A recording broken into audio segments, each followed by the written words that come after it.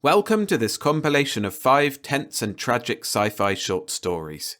I'll be narrating Defense Mech by Ray Bradbury, First Stage Moon by Dick Hetschel, Misrule by Robert Scott, Routine for a Hornet by Don Berry, and A Guest of Ganymede by C.C. MacApp.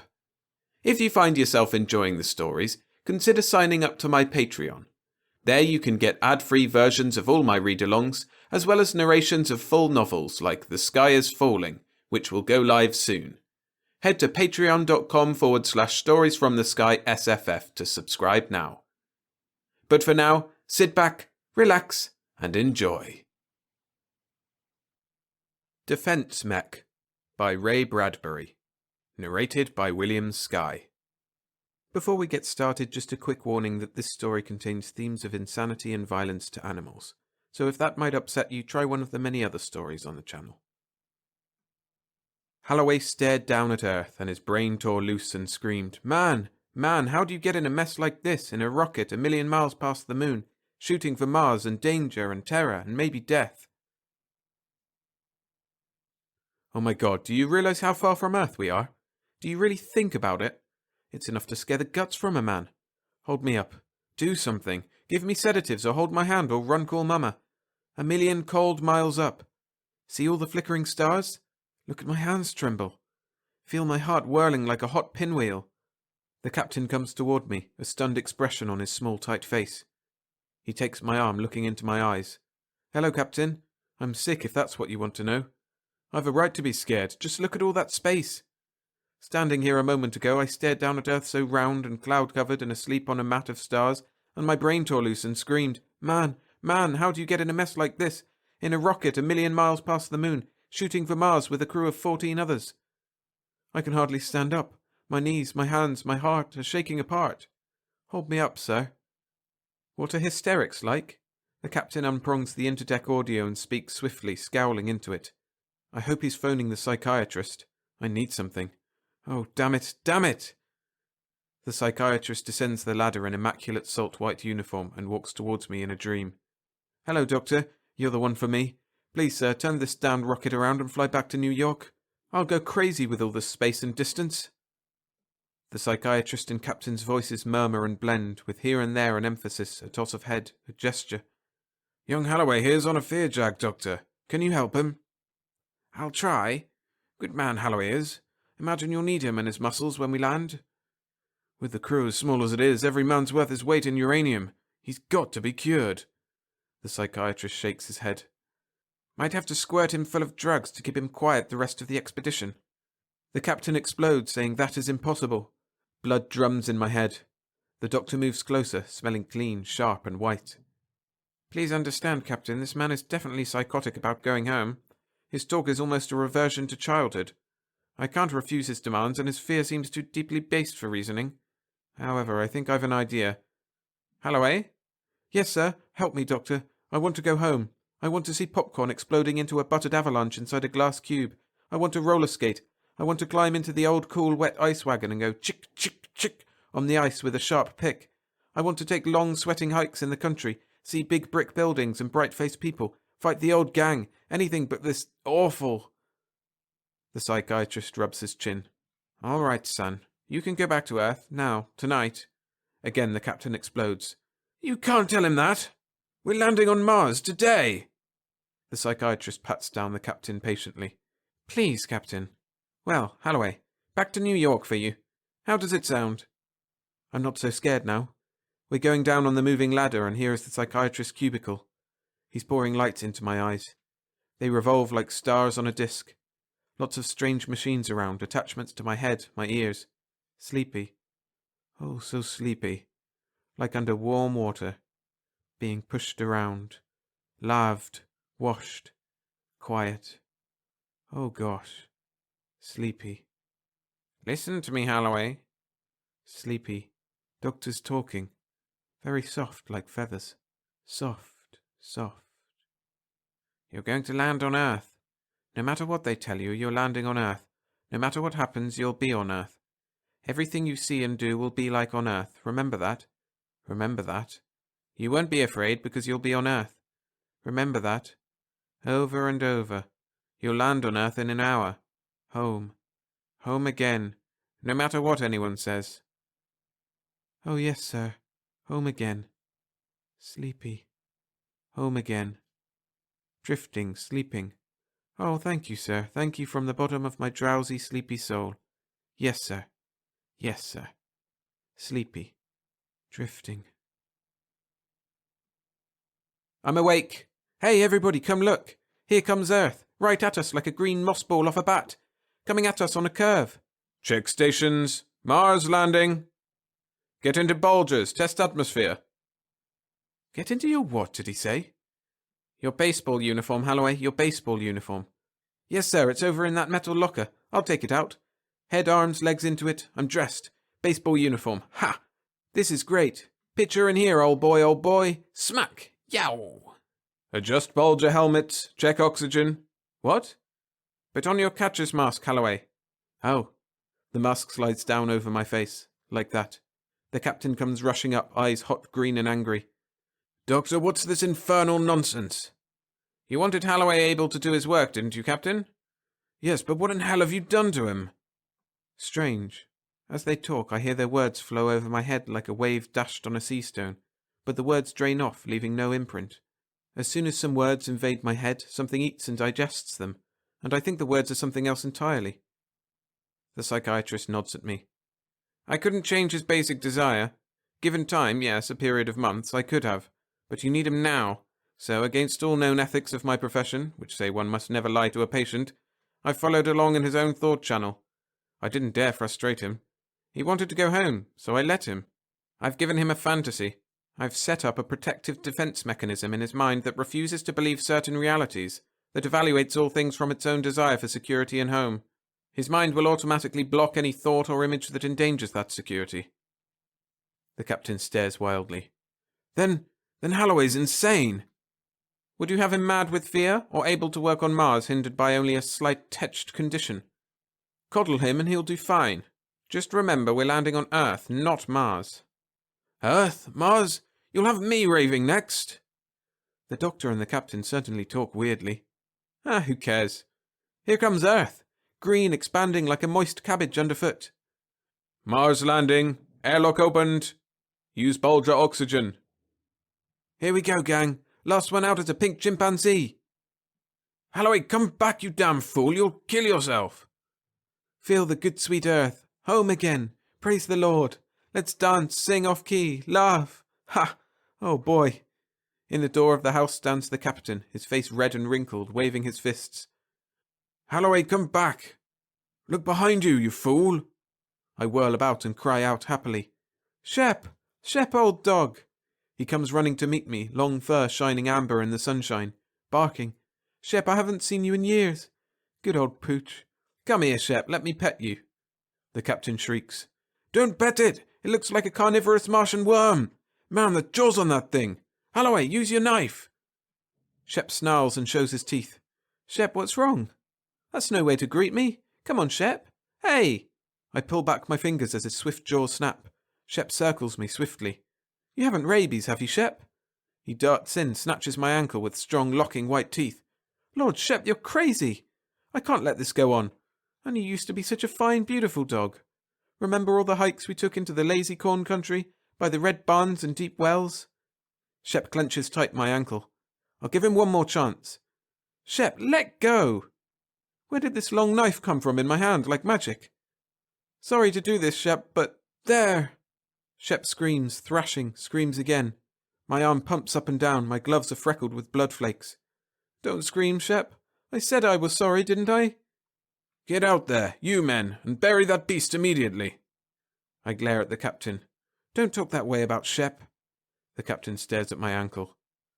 Sorry, Holloway, I meant bury that dog, you men. Give him full honours. You were lucky, son. Another second and those knife teeth had bored through your ankle cuff metal. I don't know what he means. I'm wearing sneakers, sir. Oh yeah, so you are. Yeah, well, I'm sorry, Holloway. I know how you must feel about Shep. He was a fine dog. I think about it a moment and my eyes fill up, wet. There'll be a picnic and a hike, the captain says. 3 hours now the boys have carried luggage from the metal house. The way they talk, this'll be some picnic. Some seem afraid, but who worries about copperheads and water moccasins and crawfish? Not me. No, sir, not me. Gus Bart, sweating beside me on some apparatus, squints at me. What's eating you, Holloway?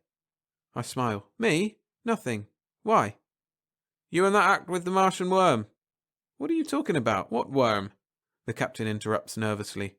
Bart, lay off, Holloway. The doctor will explain why. Ask him. Bart goes away, scratching his head. The captain pats my shoulder. You're a strong arm man, Holloway.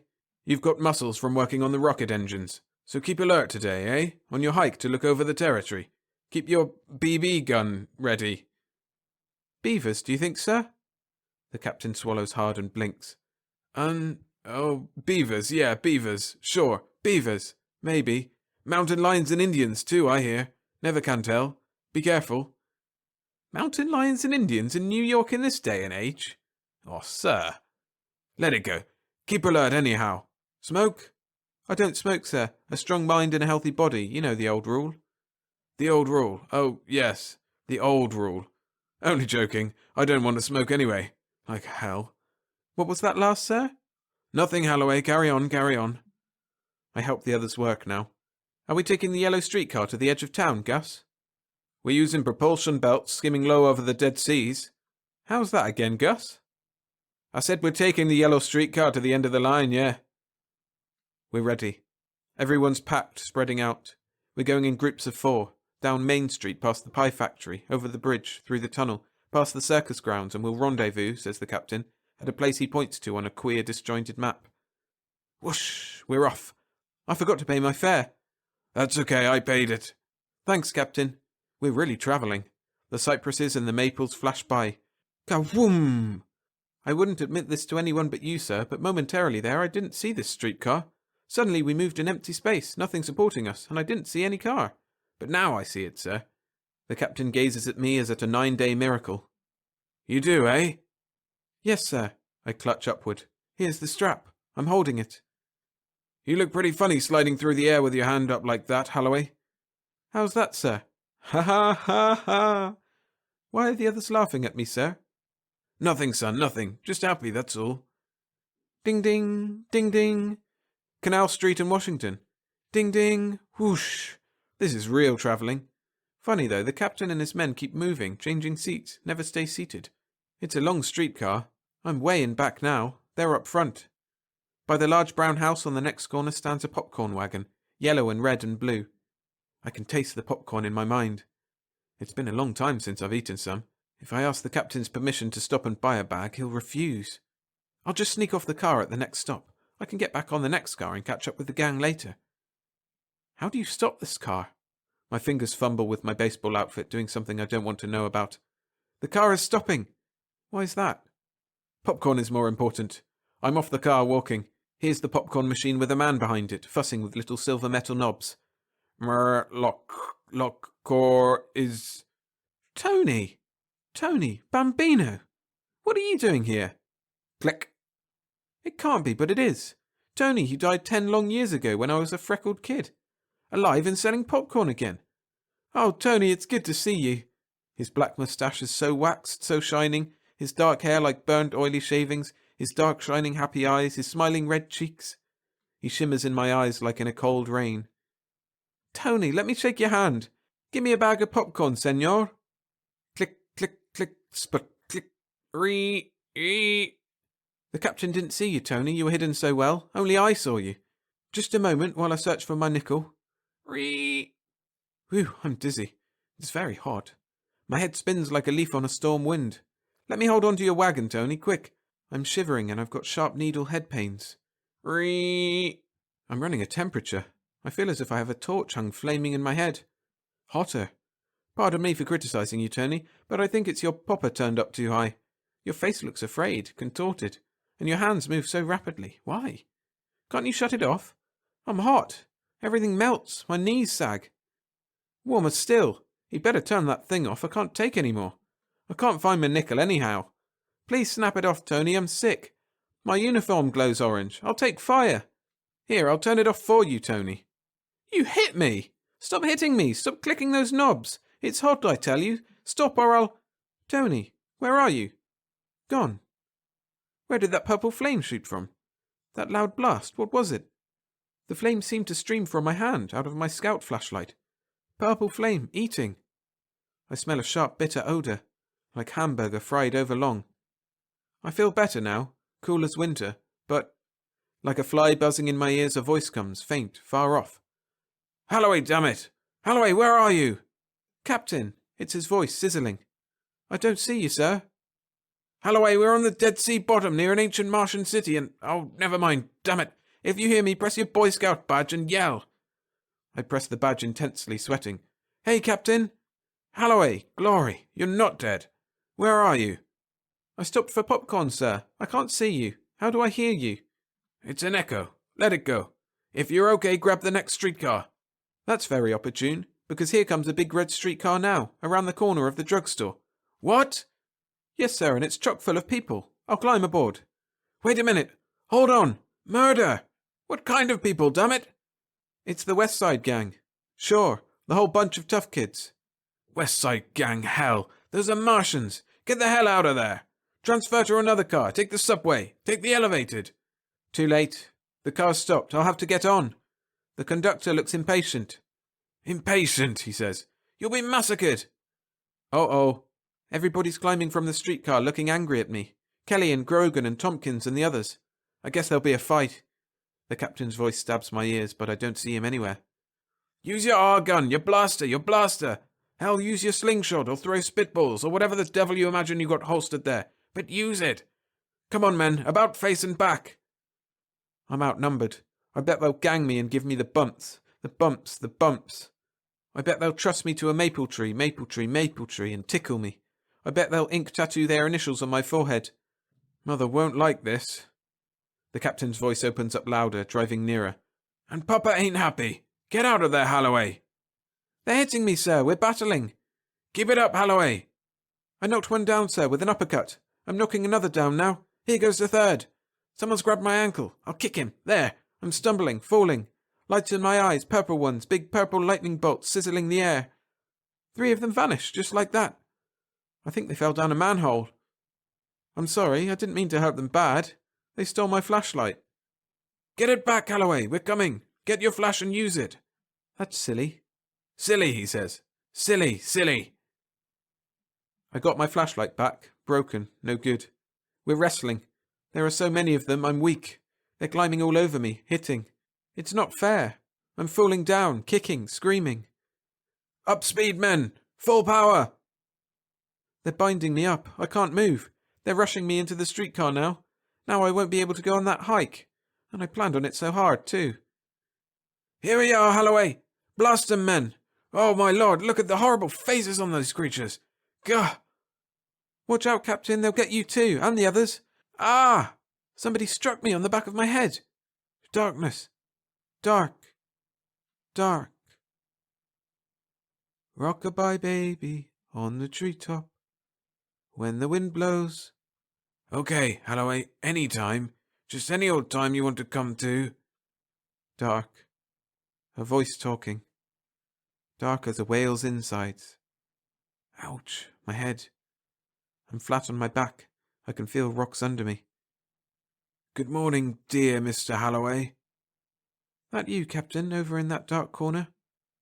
It ain't the President of the United States. Where is this cave? Suppose you tell us.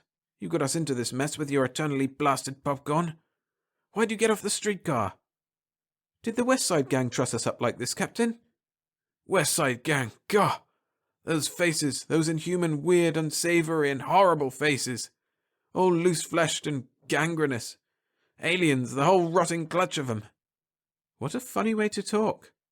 Listen, you parboiled idiot. In about an hour we're going to be fried, gutted, iced, killed, slaughtered, murdered. We will be, ipso facto, dead. Your friends are whipping up a little bloodletting jamboree. Can't I shove it through your thick skull? We're on Mars, about to be sliced and hammered by a lousy bunch of Martians. Captain, sir. Yes, Berman. The cave door is opening, sir. I think the Martians are ready to have at us again, sir. Some sort of test or other, no doubt. Let go of me, you one-eyed monster. I'm coming, don't push. We're outside the cave. They're cutting our bonds. See, Captain, they aren't hurting us after all. Here's the brick alley. There's Mrs. Haight's underwear waving on the clothesline. See all the people from the beer hall. What are they waiting for? To see us die. Captain, what's wrong with Holloway? He's acting queer. At least he's better off than us. He can't see these creatures' faces and bodies. It's enough to turn a man's stomach. This must be their amphitheatre. That looks like an obstacle course. I gather from their sign lingo that if we make it through the obstacles, we're free. Footnote, nobody's ever gotten through alive yet. Seems they want you to go first, Berman. Good luck, boy. So long, Captain. So long, Gus. So long, Holloway. Berman's running down alley with an easy, long-muscled stride. I hear him yelling high and clear, even though he's getting far away. Here comes an automobile. Berman! Ah! It hit him! He's fallen! Berman, get up! Get up! Stay here, Holloway. It's not your turn yet. My turn? What do you mean? Someone's got to help Berman.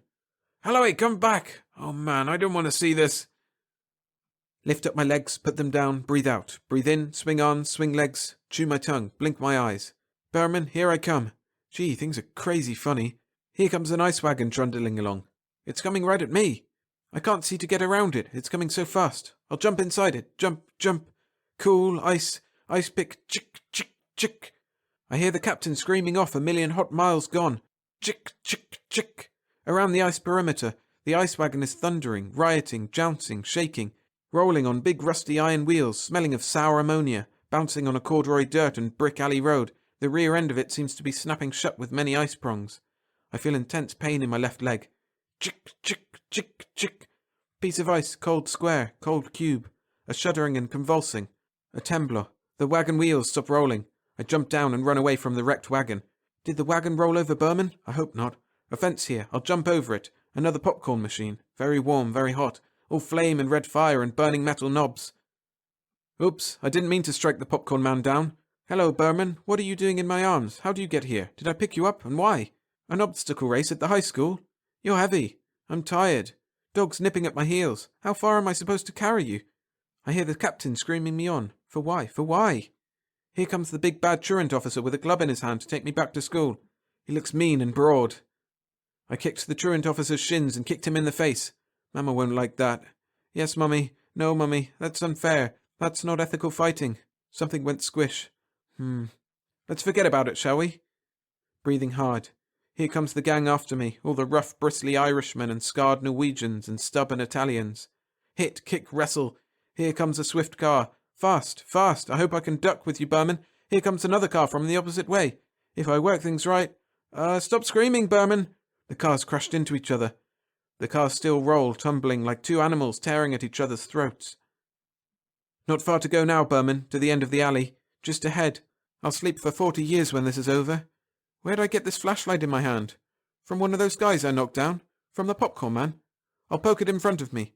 People run away. Maybe they don't like its light in their eyes. The end of the alley. There's the green valley and my house, and there's Mom and Pop waiting. Hey, let's sing, let's dance. We're going home. Holloway, you so-and-so, you did it. Dark. Sleep. Wake up slow. Listen. And Holloway ran down that amphitheatre nonchalant as a high school kid jumping hurdles. A big saffron Martian beast with a mouth so damn big it looked like the rear end of a delivery truck lunged forward square at Holloway. What'd Holloway do? Holloway jumped right inside the monster's mouth, right inside. What happened then? The animal looked dumbfounded. It tried to spit out. Then, to top it all, what did Holloway do, I ask you? What did he do? He drew forth his Boy Scout blade and went chick, chick, chick all around the bloody interior, pretending like he's holed up in an ice wagon, chipping himself off pieces of ice. No. On my honour. The monster, after taking a bit of this chick, chick, chick business, leaped around, cavorting, floundering, rocking, tossing, and then, with a spout of blood, out popped Holloway, grinning like a kid, and on he ran, dodging spears and pretending they were pebbles, leaping a line of crouched warriors and saying they're a picket fence. Then he lifted Berman and trotted with him until he met a 300-pound Martian wrestler. Holloway supposed that it was the truant officer and promptly kicked him in the face. Then he knocked down another guy working furiously at the buttons of a paralysis machine, which looked to Holloway like a popcorn wagon. After which 2 gigantic black Martian leopards attacked, resembling to him nothing more than 2 very bad drivers in dark automobiles. Holloway sidestepped. The 2 cars crashed and tore each other apart, fighting. Holloway pumped on, shooting people with his flashlight, which he retrieved from the popcorn man. Pointing the flash at people, he was amazed when they vanished, and... Oh, Holloway's waking up. I saw his eyelids flicker. Quiet, everyone. Holloway, you awake?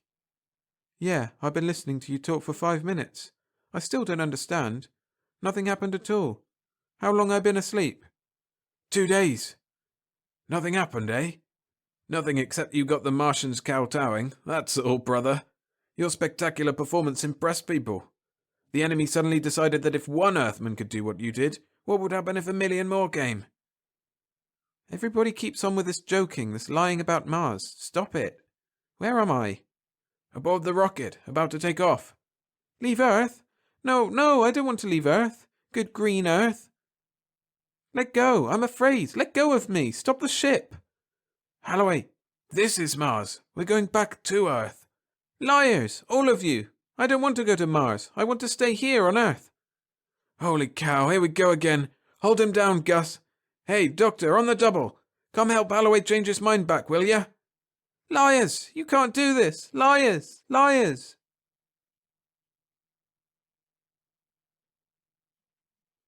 First Stage Moon by Dick Hetschel.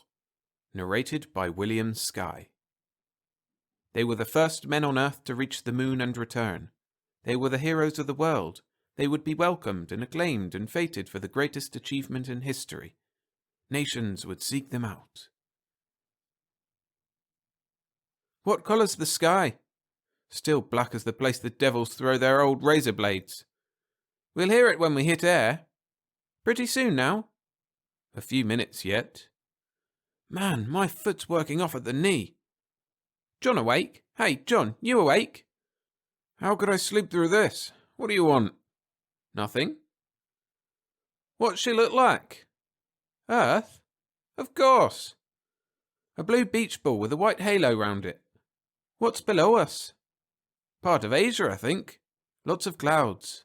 I see India. Man, it's hot in here. Hell, wait till we hit air.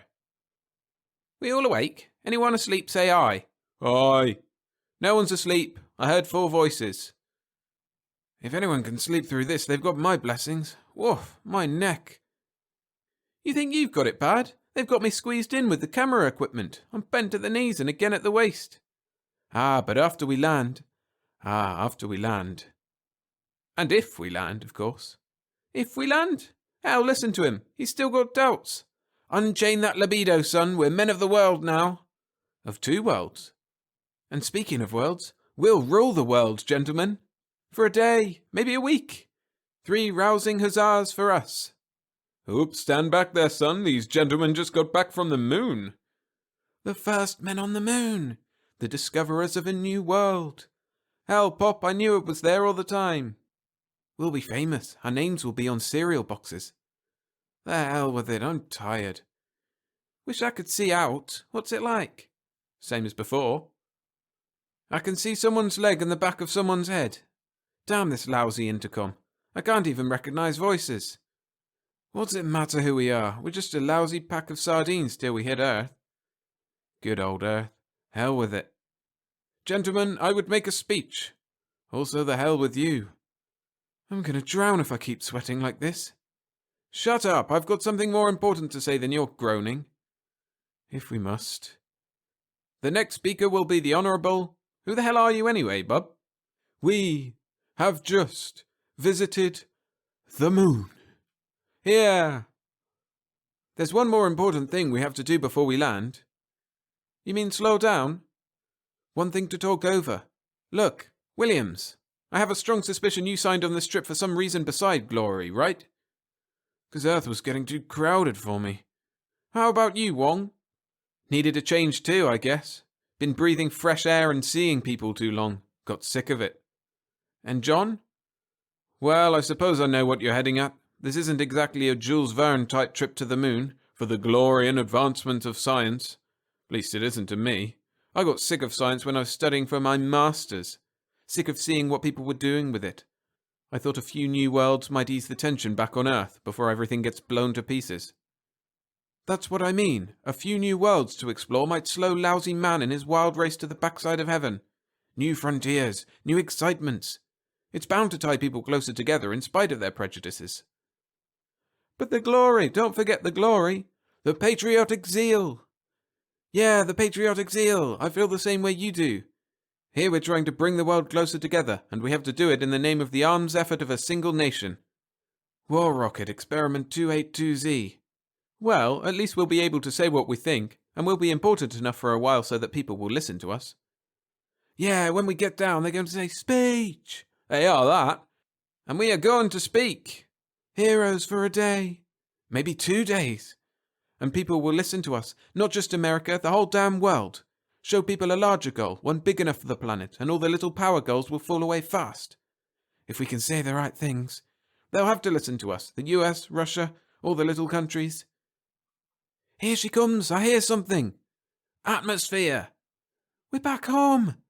Crisis number 6. We can't fail now. Before it's too loud to talk, listen to me. When we land, don't say anything. We'll all get a good sleep and a bath before we say a word, right? Right. Just give them the pictures and samples and demand a nap. Everybody ready for the final blasting?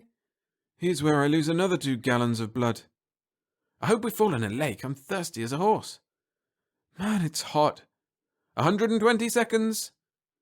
I'm not at all sure I can last this. That's straight stuff. Be ready to take over mine too, Wong, just in case. Hell, you better last. 60 seconds. Testing light signals. Are they on? Okay, here. Yeah. 30 seconds.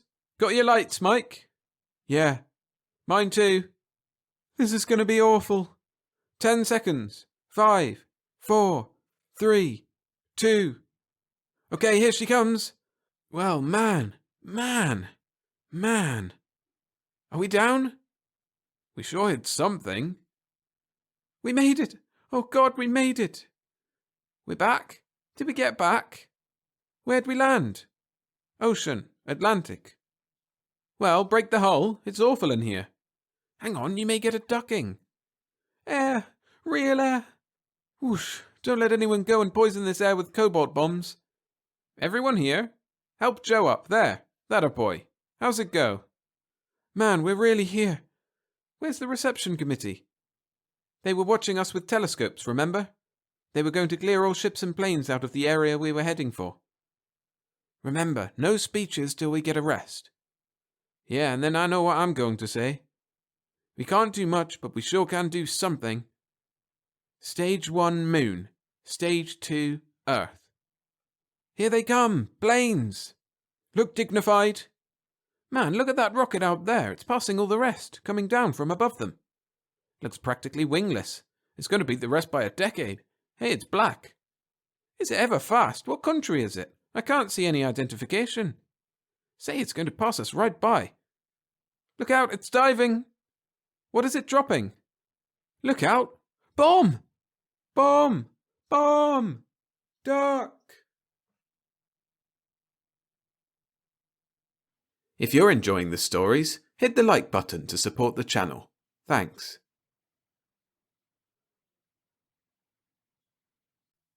Misrule by Robert Scott. Narrated by William Skye.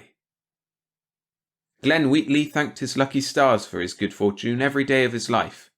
Every day, that is, but one. The brick smashed through the window and skidded across the top of Glenn Wheatley's desk. He had already removed most of the breakables, but it caught a large plastic ashtray and sent it caroming off his cheekbone. A thin trickle of blood crept down his face. Good God, aren't they starting a little early this year? Bert Hillary, who shared Wheatley's office, was obviously not expecting an answer.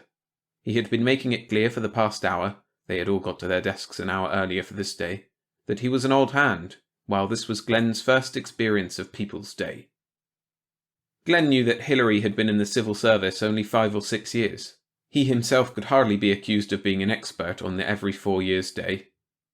Still, he waited for the older man to make the first move. Hillary got up and peered cautiously out the shattered window.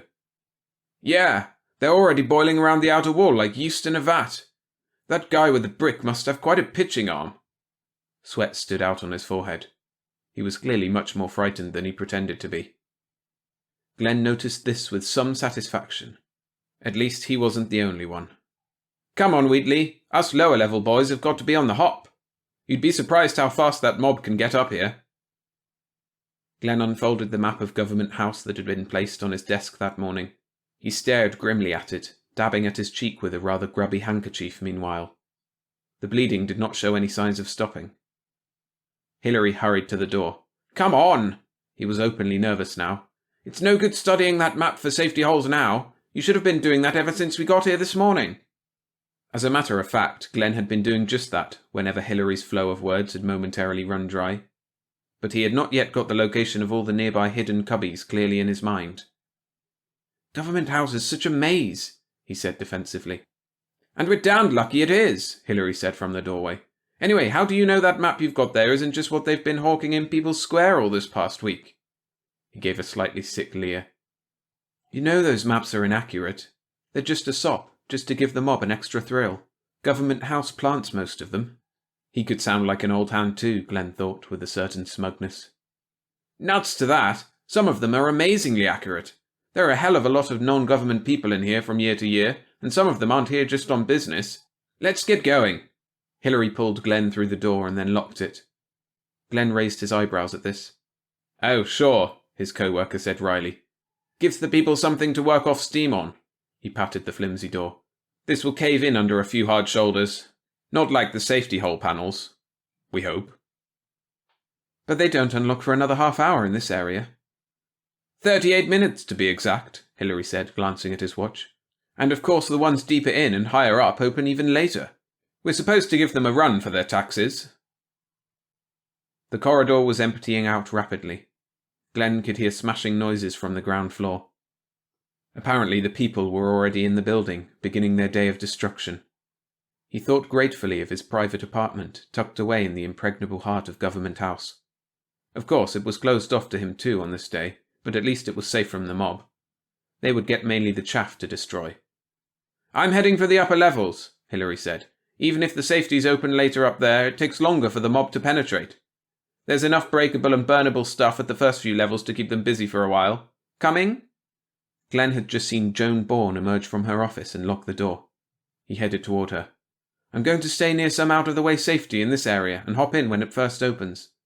I don't feel like running from the people," he called back with a bravado he did not really feel. "Suit yourself." Hilary was already at the stairs. He paused for a moment. "And good luck." "Thanks," Glenn said. "Good hiding." Joan had been listening and met him in the middle of the corridor. "I think you've got the right idea, Glenn. Want some company?" He smiled and brushed her cheek with his lips. "You know the answer to that, Joan. For life." "This is hardly the day to bring that up again." She took his arm and they turned off down a side corridor. "Besides, I thought our relationship was very nice as it is," she pouted. "It is. I'm just greedy." The side passageway took them deeper into the labyrinth that was Government House. Glenn had hardly ever been out of it. He had been born and brought up in the great central area that surrounded Government Park, now sealed off from both the people and the civil servants. Apart from a vacation trip to another city's government house, this had been Glenn's entire world. And 2 years ago he had passed the examinations and become a full-fledged CS, with all the privileges, and perils, he was now realizing, that entailed. They turned into another corridor, went past a bank of elevators, turned off for the day, as all the elevators were in the official section of the building, and went up a long flight of stairs. Glenn stopped at the 3rd level. "This looks like as good a spot as any to wait for the first safety holes to open. It's out of the way, and there's a hole right here, according to the map. It'll be opening in 20 minutes. The mob should be busy down there for longer than that." They located the almost invisible key square, and Glenn pressed his Class 6 key to it. "Just on the chance they might have given us a break," he said half apologetically. "Apparently they haven't," Joan murmured. "Let's see if my Class 5 has any better luck." She pressed her own key to the square, but the panel still refused to slide back. Class 5 shelters in this area were often combined with those for Class 6. Glenn looked at her quizzically. "Joan, we graduated at the same time, and you're already Class 5, job consultation, while I'm still Class 6, secondary school allocation. How do you do it?" "Brains, personality, and talent. Hadn't you noticed?" She pressed close to him. He kissed her. Yes. But I still don't see—" "Darling," she said, "Joan Bourne is a young lady destined to go far. And fast." You seem so different from the other girls here, though, Joan. He blushed. You didn't happen to come from outside? From the people, that is. I grew up in Block 6, Section A, overlooking the statue of Martyr Sherman Adams in Government Park. Just 2 blocks down from you, if I remember your records correctly. You've had access to my records? Class 5 always does to Class 6s. And I took a special interest in you, my dear. She stroked his cheek. Then you're forgiven the snooping, Glenn smiled. But to think I was being so polite and discreet about asking your origins. Not many take the exams and come to civil service from outside anymore, sweet. Just as not many from here decide to go out and try their luck in the big world.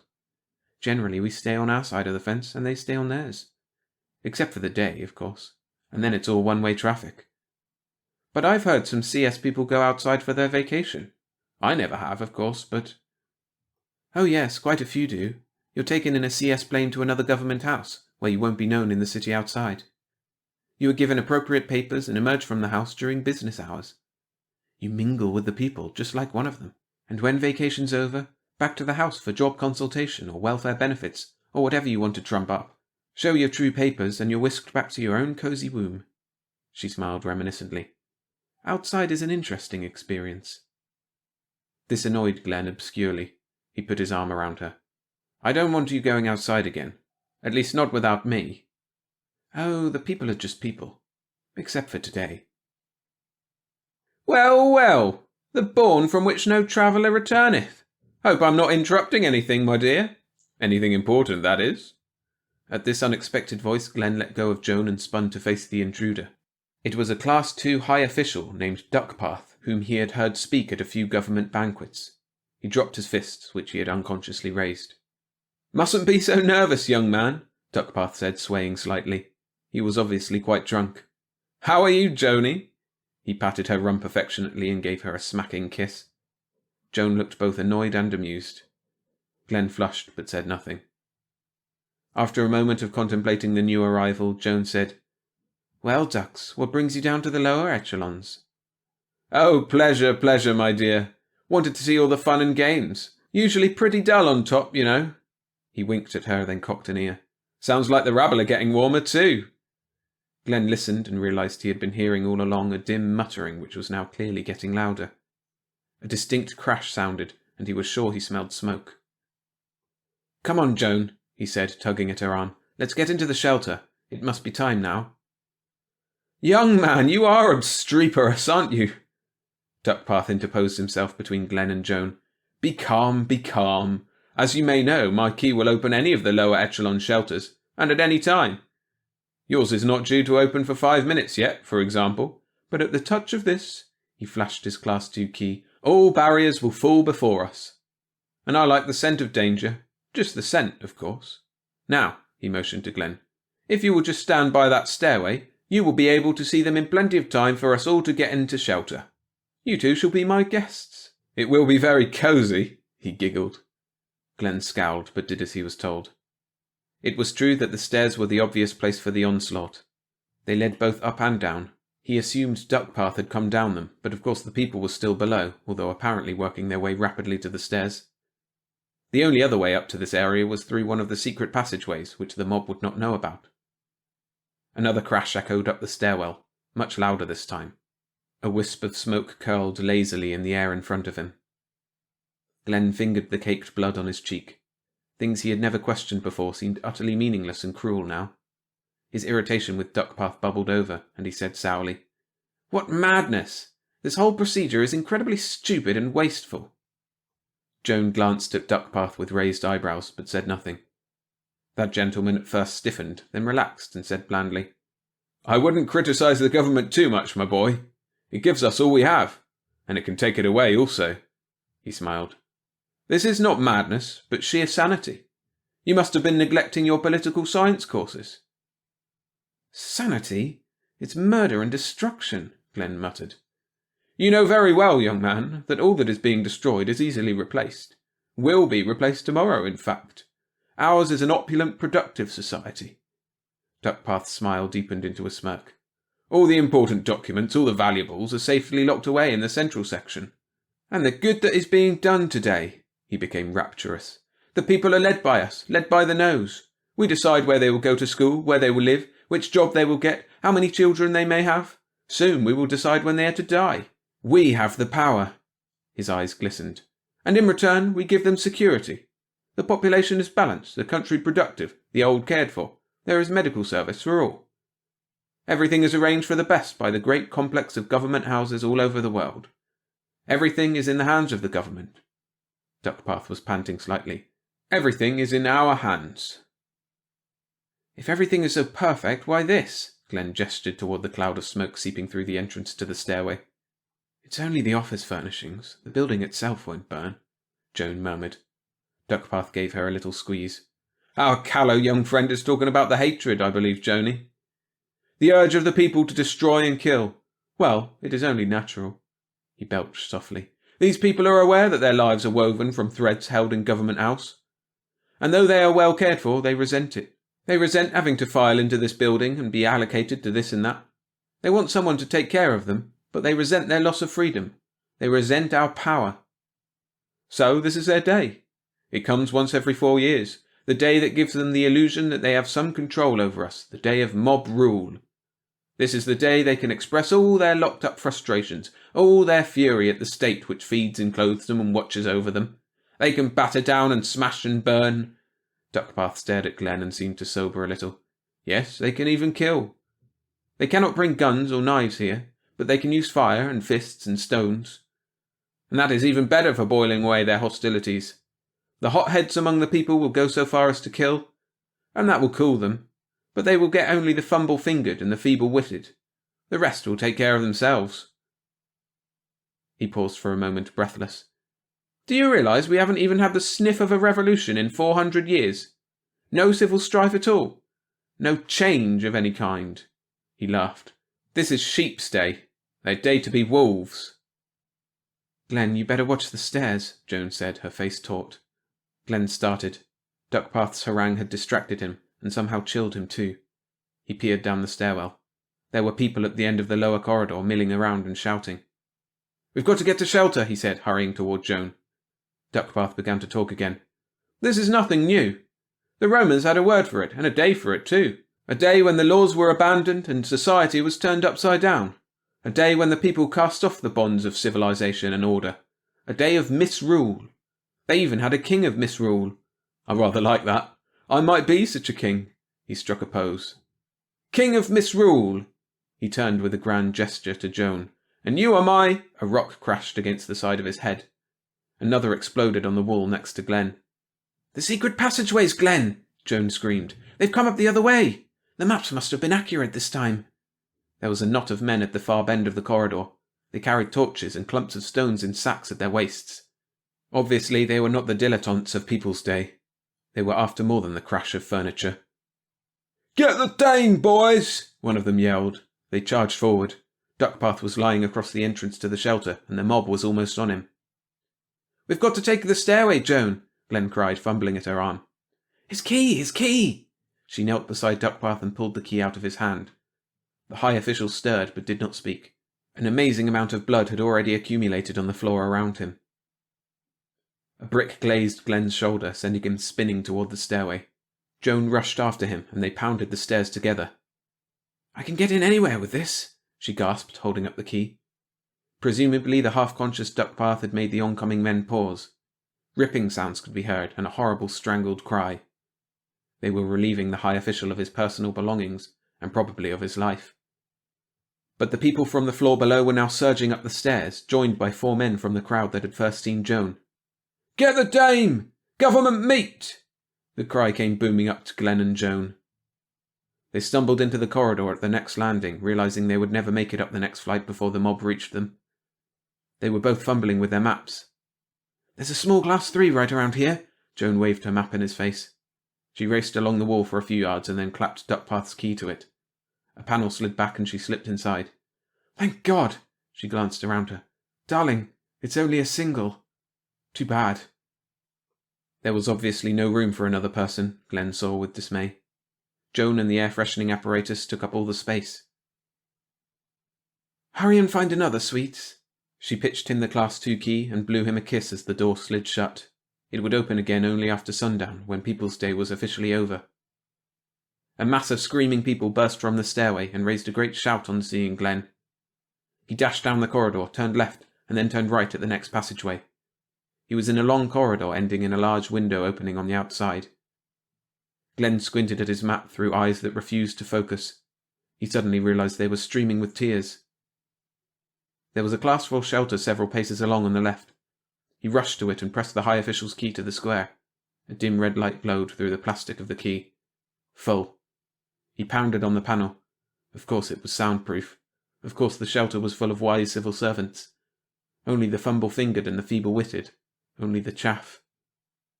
The people came pouring around the corner as Glenn backed toward the end of the corridor. A stone sang past him and smashed through the window. Another caught him in the ribs. He backed faster, now completely blinded by tears. The growl of hatred from the mob grew louder. A heavy blow struck his collarbone and he lurched backward. His knees caught, and then he was flipping over. Out and down. He sailed through the air. The pressure of the mob was gone. There was no time to think. There was just an exhilarating sense of flight, of space, of freedom. Editorial from the Albany Evening Star. A most successful People's Day. People's Day is over again. For 4 more years peace and order reign over the land. We feel that this year's day was one of the most successful in history. The damage seemed to be substantially less than usual. Among those no longer with us are Oliver Duckpath, Class 2 High Official. Deeply valued, he will be missed, as those whom he cared for in his work as supervisor will testify. Elizabeth Brennan, Class 6 Religion Consultant. Glenn Wheatley, Class 6 Secondary School Allocator. Thurman Christian.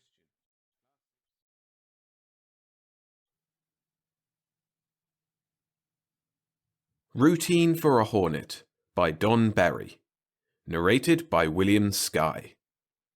Hurtling through space to meet the enemy in equipment too delicate to step on, without enough fuel to get back, and knowing you're completely expendable, is just...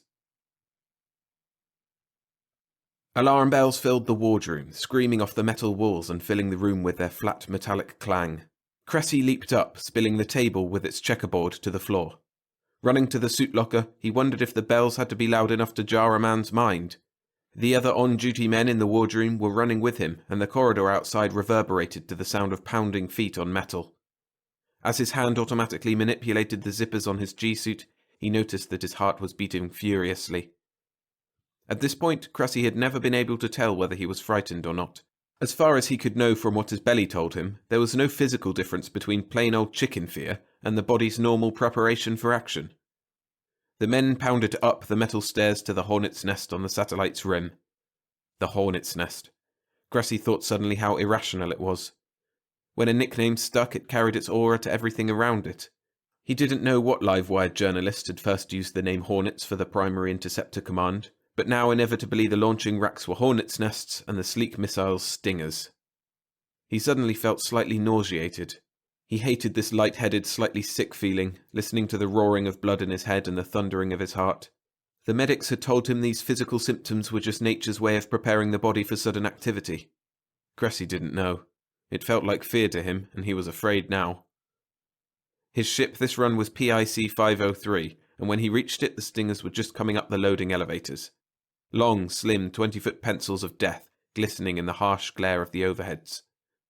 They had their own sort of lethal beauty, those stingers, and a power about them, as if they were quiescently submitting to these puny men for now, for their own mechanical reasons. Each Hornet carried 2 stingers, slung beneath the stubby delta wings. The stingers were twice the length of the Hornet itself, projecting fore and aft of the ship for 5 feet in either direction. The Hornet looked ungainly, riding atop those slim needles, like some grotesque parasite hitching a ride on 2 silver arrows. "They're quite small." Who had said that? Mackley. Captain Mackley, the glib information officer who'd told Cressy everything he was allowed to know about Hornets before he saw one. "I'll be frank with you, Mr. Cressy. Strategic Command has Hornets listed not as aircraft, but as portable launching racks. Their job is to take stingers to the outspace ships. There's a man in them because we can't build a computer as efficient as man at such light weight, and we couldn't afford to if we had the necessary knowledge." Cressy remembered his shock at being told he was a lightweight computer, and some of the bitterness. He watched the loading crew lock the stingers into position beneath the Hornet's wings and throw the hooked boarding ladder over the edge of the cockpit. Cressy mounted past the red-painted no-step signs on the wings and settled himself in the cramped cockpit. As the crew carried the ladder away, he flipped the switch by his left hand and listened to the hum as the canopy rolled forward and locked into place with a metallic clack. No step, he thought wearily. His own goddamned life entrusted to a piece of equipment too delicate to step on. He swung the fishbowl over his head and locked it into place. He coupled the hose leading from his right hip to a similar hose which disappeared into the floor of the cockpit and partially inflated his suit. No detectable leaks.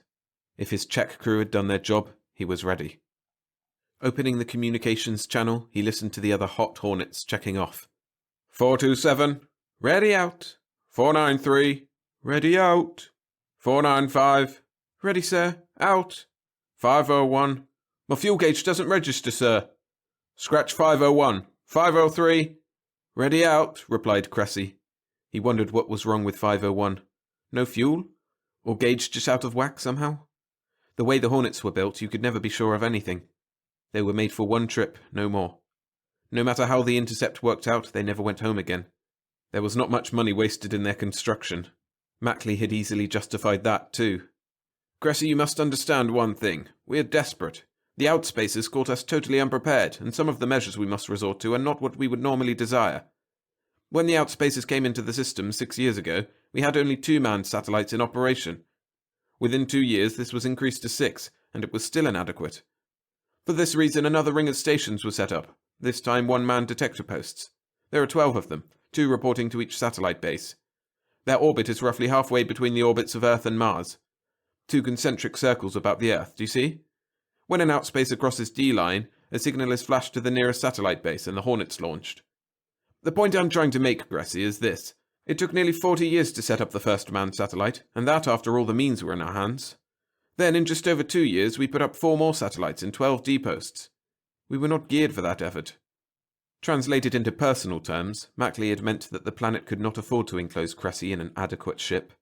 Too much would be lost if the outspacer weapons caught it. The loading crew had retreated into the sealed cubicle from which they would watch the launching.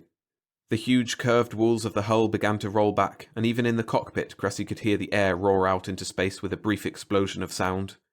The air hissed out of his cockpit and his suit inflated full. Still no leak. He felt a momentary panic as the launching rack swung him out, pointed away from the satellite directly into the emptiness of space. Now he could not see the reassuring bulk of the mothership. He was alone, with only the incredible myriads of stars before him and the 2 needle points of the stingers projecting full into their mass. The tens of thousands of bright specks that seemed so close gave no comfort. His eyes told him space was full, crammed to bursting with stars, and his mind told him it was as empty as death. Pointed out into loneliness, riding the 2 graceful arrows, Cressy heard the communicator rasp, "Gentlemen, you are on an intercept to an outspace ship. The safety of your world rides with you. Do your job well." The hypocritical son of a bitch, thought Cressy angrily, sitting in his snug control room telling us to do our job. Well, maybe it made an impression on the first-timers. He couldn't remember. This was his 3rd, and he could no longer remember any farther back than when he climbed into the cockpit. It was better not to remember his other missions. Much better. The roar seemed to come a split second before the pressure, and then Cressy was slammed into his acceleration cradle by the sudden impact. His body suddenly weighed over 1,000 pounds, and his blood sloshed wearily in his veins as a straining heart refused to pump such a load. "Captain Mackley," said Cressy, "I've heard it said that Earth is the aggressor in this war." "Have you ever seen the London crater?" asked the information officer. "Pictures, yes, but what I want to know is who attacked first." "It doesn't really matter, does it, Cressy? There is a war, and we've got to fight it, no matter how it started." "Yes, sir," said Cressy, "but I wanted to know." "All right, I'll tell you then. The outspacers contacted this system roughly 6 years ago. The first 18 months they spent on the outer planets. During the second year, they came in as far as Mars and established a base there. 6 months later, one of their ships left on an obvious course toward Earth. It was destroyed by a missile launched from Satellite 2. Mackley shrugged. "You know the rest. They retaliated. Satellite 2 was vaporized." "But Earth fired first." "I told you, it doesn't make any difference now. One outspacer later got through the defense rings, and now there's nothing from London to Cambridge but glass. Whatever the hell they use for weapons, they're effective." So we don't know whether or not they were originally hostile? No, we don't. It had to be assumed they were. We were not in a position to make allowances. You must realize, Cressy, we were dealing with something totally unprecedented, a completely unknown force. Common sense is enough to tell you the outspacer had to be considered inimical to us, until proven otherwise. They weren't given much of a chance to prove it. That may be. The point is irrelevant at the moment. We are committed to a line of action, and we must follow it through. On their part, the outspacers are doing the same. Cressy was silent for a moment, and Mackley continued in a softer voice. Look here, son. I don't have to tell you all this. I could just as easily shoot you full of starry-eyed patriotism and send you out to save the world from the bug-eyed monsters, but the military isn't doing things that way anymore. There is a possibility that we've made a mistake, I'll admit that, but we're stuck with the consequences of the original action. We're defending our planet with everything we've got. The Hornets are the only weapon that has proven even remotely effective. I'll have to think it over, Captain. Of course, said Mackley. It's not an easy decision to make. Come back again any time you like and we'll talk it over some more. And Cressy had gone back. Acceleration pressure abated and Cressy's face resumed its normal shape. The red haze in front of his eyes cleared and he could see out through his canopy again. The thick blanket of stars remained motionless, though he knew he was moving with tremendous speed toward the outspace ship. In front of him, behind the instrument panel, he could hear the insect-like buzzing as his course computer was fed information from his base satellite. With both the outer D-post and the satellite tracking the enemy, fairly precise positioning was possible. Unfortunately, because of the enormous distances involved, not precise enough to pinpoint the stingers themselves. You had to be closer to do that, and the way to get closer was in a Hornet. For a few minutes now, Cressy had only to watch his own scope for the first pip and consider his insane position. It was his third mission. Of nearly 1,000 Hornet men, 43 had more than one mission. If he got out of this one, he had 2 more before compulsory retirement. He was not sure he could go 2 more missions, even if he survived physically. 5 missions, then retirement. It had looked good to him a year ago. When he left college for primary interceptors, it had seemed the very best kind of an idea. 5 missions as a Hornetman, then home. Home as a hero, as a king. At 21, he would never have to worry about anything again. The pension Mackley had mentioned was so high as to be inconceivable, and that was just from the government. Being a hero had other less official compensations. A shack in Beverly Hills worth 100,000 or so? Hell, they'd force it on him just for being a hero. A woman? What woman could resist a 5-mission Hornetman? Every daydream he'd ever had, and 100 he'd not thought of, free for nothing. Or free for running 5 intercepts. It had looked good to him until his first mission. Then it had suddenly lost its charm. He had learned why, so far, there were no 5-mission Hornetmen. Abruptly, he heard the ping telling him his radar was tracking. The satellite had guided him true enough. He was within the limited range of his own radar. "Radar contact made," he said into the lip mic. 503 going on manual control, out. He clicked the comm switch and settled down to fixing on his target. From the size of the blip on the screen, he could see the outspace ship was huge, as all of them were. Funny there had not even been enough contact to know how many different sorts of ship the alien had. They were not battleships, nor cruisers, nor anything else specific. They were simply outspace, and he had to seek them out and destroy them. A single ship, as usual. He wondered why they had never sent more than one ship at a time. Perhaps their thinking was so completely foreign it had never occurred to them. No one knew anything about how they thought, except that they retaliated when attacked. Cressy wondered how the conflict looked through outspace eyes. Perhaps they were completely bewildered by attack. Perhaps those god-awful disruptor beams were meant for some other, more peaceful purpose, and were being pressed into use as an emergency weapon by frightened beings. It was even possible the aliens did not know they were under attack by sentient creatures, and wrote off the loss of their ships to natural calamity of some unknown nature. There were 1,000 maybes. It was useless to speculate in the total absence of data. You couldn't be sure of anything, so you couldn't take any chances. You had to act as though they were hostile just to be on the safe side. The malignant neurosis of humanity, making it behave as though all things unknown were dangerous. Or perhaps just realistic thinking. You couldn't know unless you knew all about the universe. Perhaps the idea of conscious animosity was incomprehensible to the outspacers, but there was no way to tell. He reached between his legs to the cockpit floor and threw the switches there, arming the Stinger warheads. On his first mission, he had actually gotten within visual range of the outspace ship, launching the Stingers at not more than 3 miles range. The ship had been bulky, almost grotesque by his own standards, covered with lumps and bulges of indeterminate purpose. There had been no lights visible, no ports. Perhaps the aliens did not see in our spectrum, or perhaps they had radiation screens across the ports. There was no way to tell. Cressy smiled ruefully. This miserable war was turning him into a philosopher. On his second mission, he had not seen his target. He had launched at 6 miles out of fear, trusting to the followers in the Stinger's noses to track. He did not know what the result had been either time. He had turned and run for home at full acceleration, and he fully intended to do the same on this mission. There was such a thing as pushing your luck too far, and he needed all he had.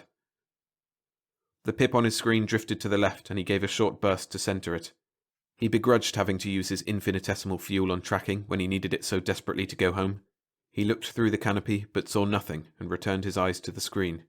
The telltale pip had drifted slightly to the right. He had overcorrected. Cursing, he fired another burst, shorter this time, with a left bank, and watched the pip center. That was good enough. His ranging said only 12 miles, his speed 2 MPS relative to target. 1 second, 2 seconds, 3, there it was, occulting a tiny area of star-patched sky. Out of the corner of his eye he saw a bright flare as some other Hornet disappeared in the wave of energy released by its molecular disruption. Then another, in another quadrant. The alien was fighting back. He jabbed violently at the Stinger release and saw the 2 pencils roar fiercely out ahead of him on their own power. He cut his flimsy launching rack into as tight a turn as it would take. The familiar red haze clouded his vision, and just before blacking out he fired another last long burst on the rockets to head him toward home. "You understand," said Mackley, "that the amount of fuel we can pack into a Hornet is severely limited by the size of the craft. There is not enough to perform the complicated braking maneuvers necessary to return to the satellite. Therefore, the Hornets make no attempt to return to the satellite from which they were launched. Instead, they return directly to Earth. This may sound contradictory, but remember that the planet has a heavy envelope of air, which the satellite bases, of course, have not. We use that air to brake the ships, through friction." "But, Captain, wouldn't the Hornet burn as soon as it touched atmosphere?" "Ordinarily, if it plunged directly in, yes. But there are techniques for slowing your flight through friction without heating excessively. Basically, the operation is the same as skipping a flat stone on a lake. The Hornet actually only skims the atmosphere, entering at a very shallow angle. The entire delta wing of the ship is a control surface.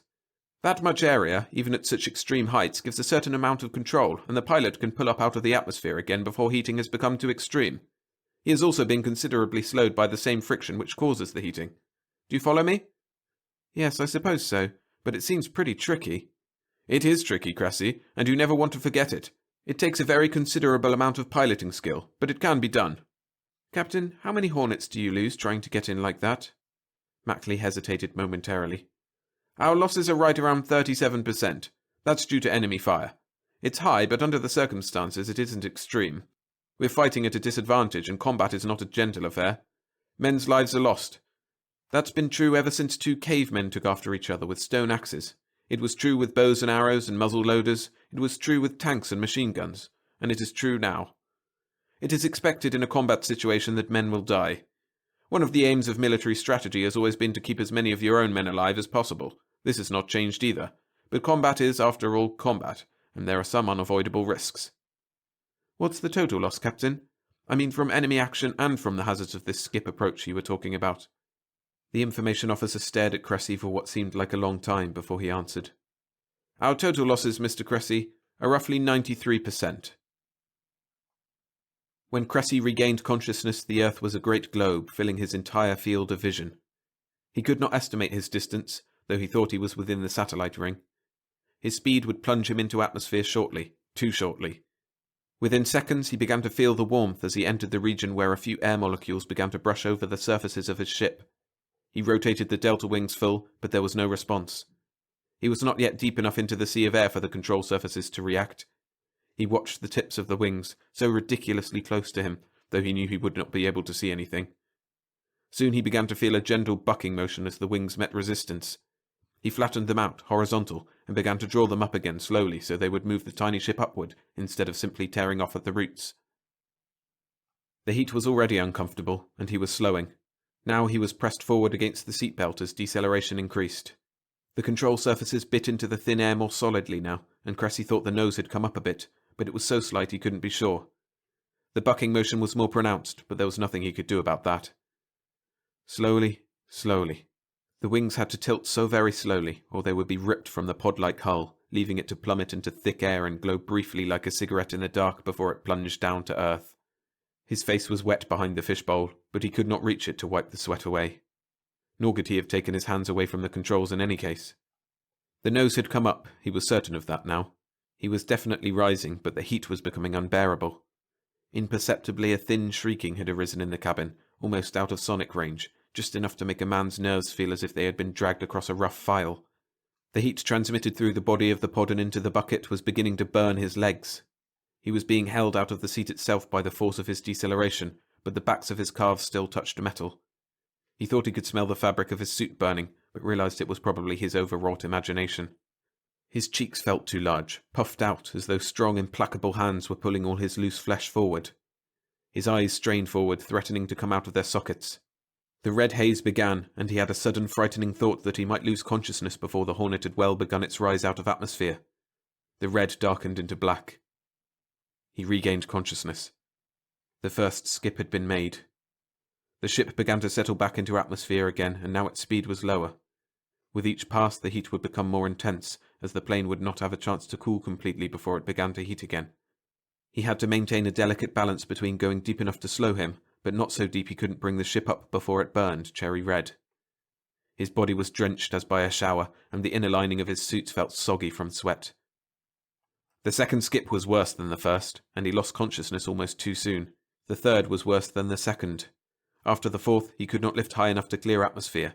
He had gone too deep and was now bound by the great mass of earth below. He was still at a shallow angle relative to the ground. He estimated he would make at least one complete orbit, perhaps two, before his spiraling trajectory brought him to the contact point on the surface. If he was still conscious, he would leave the aircraft at 30,000 feet and hope. He knew his speed was still too high, well over Mach 2, higher than it had been on either of his other approaches. The ship was threatening to tear apart under the furious pounding it was taking from air and shock waves. Hobson's choice. Bail out high and suffocate because the automatic chute release would not allow him to make a delayed opening. Bail out low, and the thick air would pound his body to a pulp, and below the steel-webbed chute would hang nothing but a suit full of a still red messiness. The timing had to be precision itself, but it had to be done by guesswork. There was no training that could prepare a man for this. It was all new. He uncoupled the air hose leading to his suit and placed his hand on the ejector lever. He knew he was too high, but the wings showed quivering signs of buckling under the strain. He pulled the lever, releasing the canopy and arming the seat cartridge. The canopy disappeared miraculously from over his head. He was deafened by the thunderous roar of air that entered the cramped cockpit, like an explosion peak that remained constant, not diminishing. Instinctively, he ducked his head, recoiling at the sound. He did not remember triggering the seat ejector. Cressy fell. The seat dropped away from him, the incredibly strong parachute opened, all automatically. He fell 45,000 feet into the Pacific Ocean, unconscious. His face was battered by windblast almost beyond recognition, and his body equally so. When the rescue team pulled him from the water 3 hours later, they thought he was an old man. His eyes were a mass of red, from dozens of subconjunctival hemorrhages. He would see again, but not until after weeks of near blindness. But he was alive. When he woke up in the California hospital 4 days later, he considered ruefully that that was about the best one could expect in his business. "Cressy, can you hear me?" "Yes, I can hear you. Who is it?" "It's Captain Mackley. I've come to see you." "Well, thanks, Captain." "You got the outspacer, Cressy. I thought you'd like to know." "Frankly, Captain, I couldn't care less. But thanks for telling me anyway." "It means a lot, Cressy. There are a lot of people's lives riding with you." "Yeah, I'm a hero. I'm a Hornetman." "Thanks, Captain." "Was it pretty rough?" "Rough. Like birth and death and all of life rolled into minutes." "No more so than I expected, Captain. Pretty much routine. Routine for a Hornetman."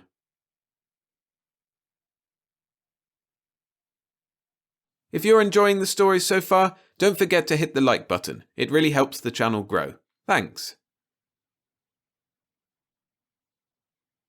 A Guest of Ganymede by C.C. MacApp. Narrated by William Skye. On Jupiter's moons, great treasure awaits a daring man, and so does death. Part 1. His employer had paid enormously to have the small ship camouflaged as a chunk of asteroid belt rock, and Gil Murdoch had successfully manoeuvred it past the quarantine. Now it lay snugly melted into the ice, and if above them enough water had boiled into space to leave a scar, that was nothing unique on Ganymede's battered surface. In any case, the Terran patrols weren't likely to come in close. Murdoch applied heat forward and moved the ship gingerly ahead. "What are you doing now?" Waverill demanded. Murdoch glanced at the blind man. "Trying to find a clear spot, sir, so I can see into the place." "What for? Why don't you just contact them?" "Just being careful, sir. After all, we don't know much about them." Murdoch kept the annoyance out of his voice. He had his own reasons for wanting a preliminary look at the place, though the aliens had undoubtedly picked them up thousands of miles out and knew exactly where they were now. Something solid, possibly a rock embedded in the ice, bumped along the hull. Murdoch stopped the ship, then moved on more slowly. The view screens brightened. He stopped the drive, then turned off the heat forward. Water, milky with vapor bubbles, swirled around them, gradually clearing. In a few minutes it froze solid again, and he could see. They were not more than 10 feet from the clear area carved out of the ice. Murdoch had the viewpoint of a fish in murky water, looking into an immersed glass jar. The place was apparently a perfect cylinder, walled by a force field or whatever held back the ice. He could see the dark translucency of the opposite wall about 50 yards away, and extending down 80 or 90 feet from the surface. He'd only lowered the ship a third that far, so that from here he looked down upon the plain one-story building and the neat lawns and hedges around it. The building and greenery occupied only one half of the area, the half near Murdoch being paved entirely with gravel and unplanted. That, he presumed, was where they'd land. The building was fitted to the shape of its half-circle, and occupied most of it, like a half-cake set in a round box with a little space around it. A gravel walkway, bordered by grass, ran along the straight front of the building, and around the back curve of it. The hedges surrounded the half-circle at the outside. There was an inconspicuous closed door in the middle of the building. There were no windows in the flat grey wall. The plants looked Terran, and apparently were rooted in soil, though there must be miles of ice beneath. Artificial sunlight poured on the whole area from the top. Murdoch had heard, and now was sure, that something held an atmosphere in the place. "What are we waiting for?" Waverill wanted to know. Murdoch reached for a switch and said simply, "Hello?" The voice that answered was precise and uninflected. "Who are you?" "My employer is Frederick Waverill. He has an appointment." "And you?" "Gilbert Murdoch." There was a pause then. Gilbert Andrew Murdoch, age 34, born in the state called Illinois. Murdoch, startled, hesitated, then realized he'd probably been asked a question. That's right." "There is a price on your head, Murdoch." Murdoch hesitated again, then said, "There'd be a price on your own if Earth dared to put it there." Waverill gripped the arms of his seat and stood up, too vigorously for the light gravity. "Never mind all that. I hired this man because he could make the contact and get me here. Can you give me back my eyes?" "We can, but first of all I must warn both of you against trying to steal anything from us or prying into our methods. Several Terrans have tried, but none have escaped alive." Waverill made an impatient gesture. "I've already got more money than I can count. I've spent a lot of it, a very great lot, on the metal you wanted, and I have it here in the ship." "We have already perceived it, and we do not care what it has cost you. We are not altruists." That, thought Murdoch, could be believed. He felt clammy. If they knew so much about him, they might also be aware of the years he'd spent sifting and assessing the rumours about them that circulated around the tenuous outlaw community of space.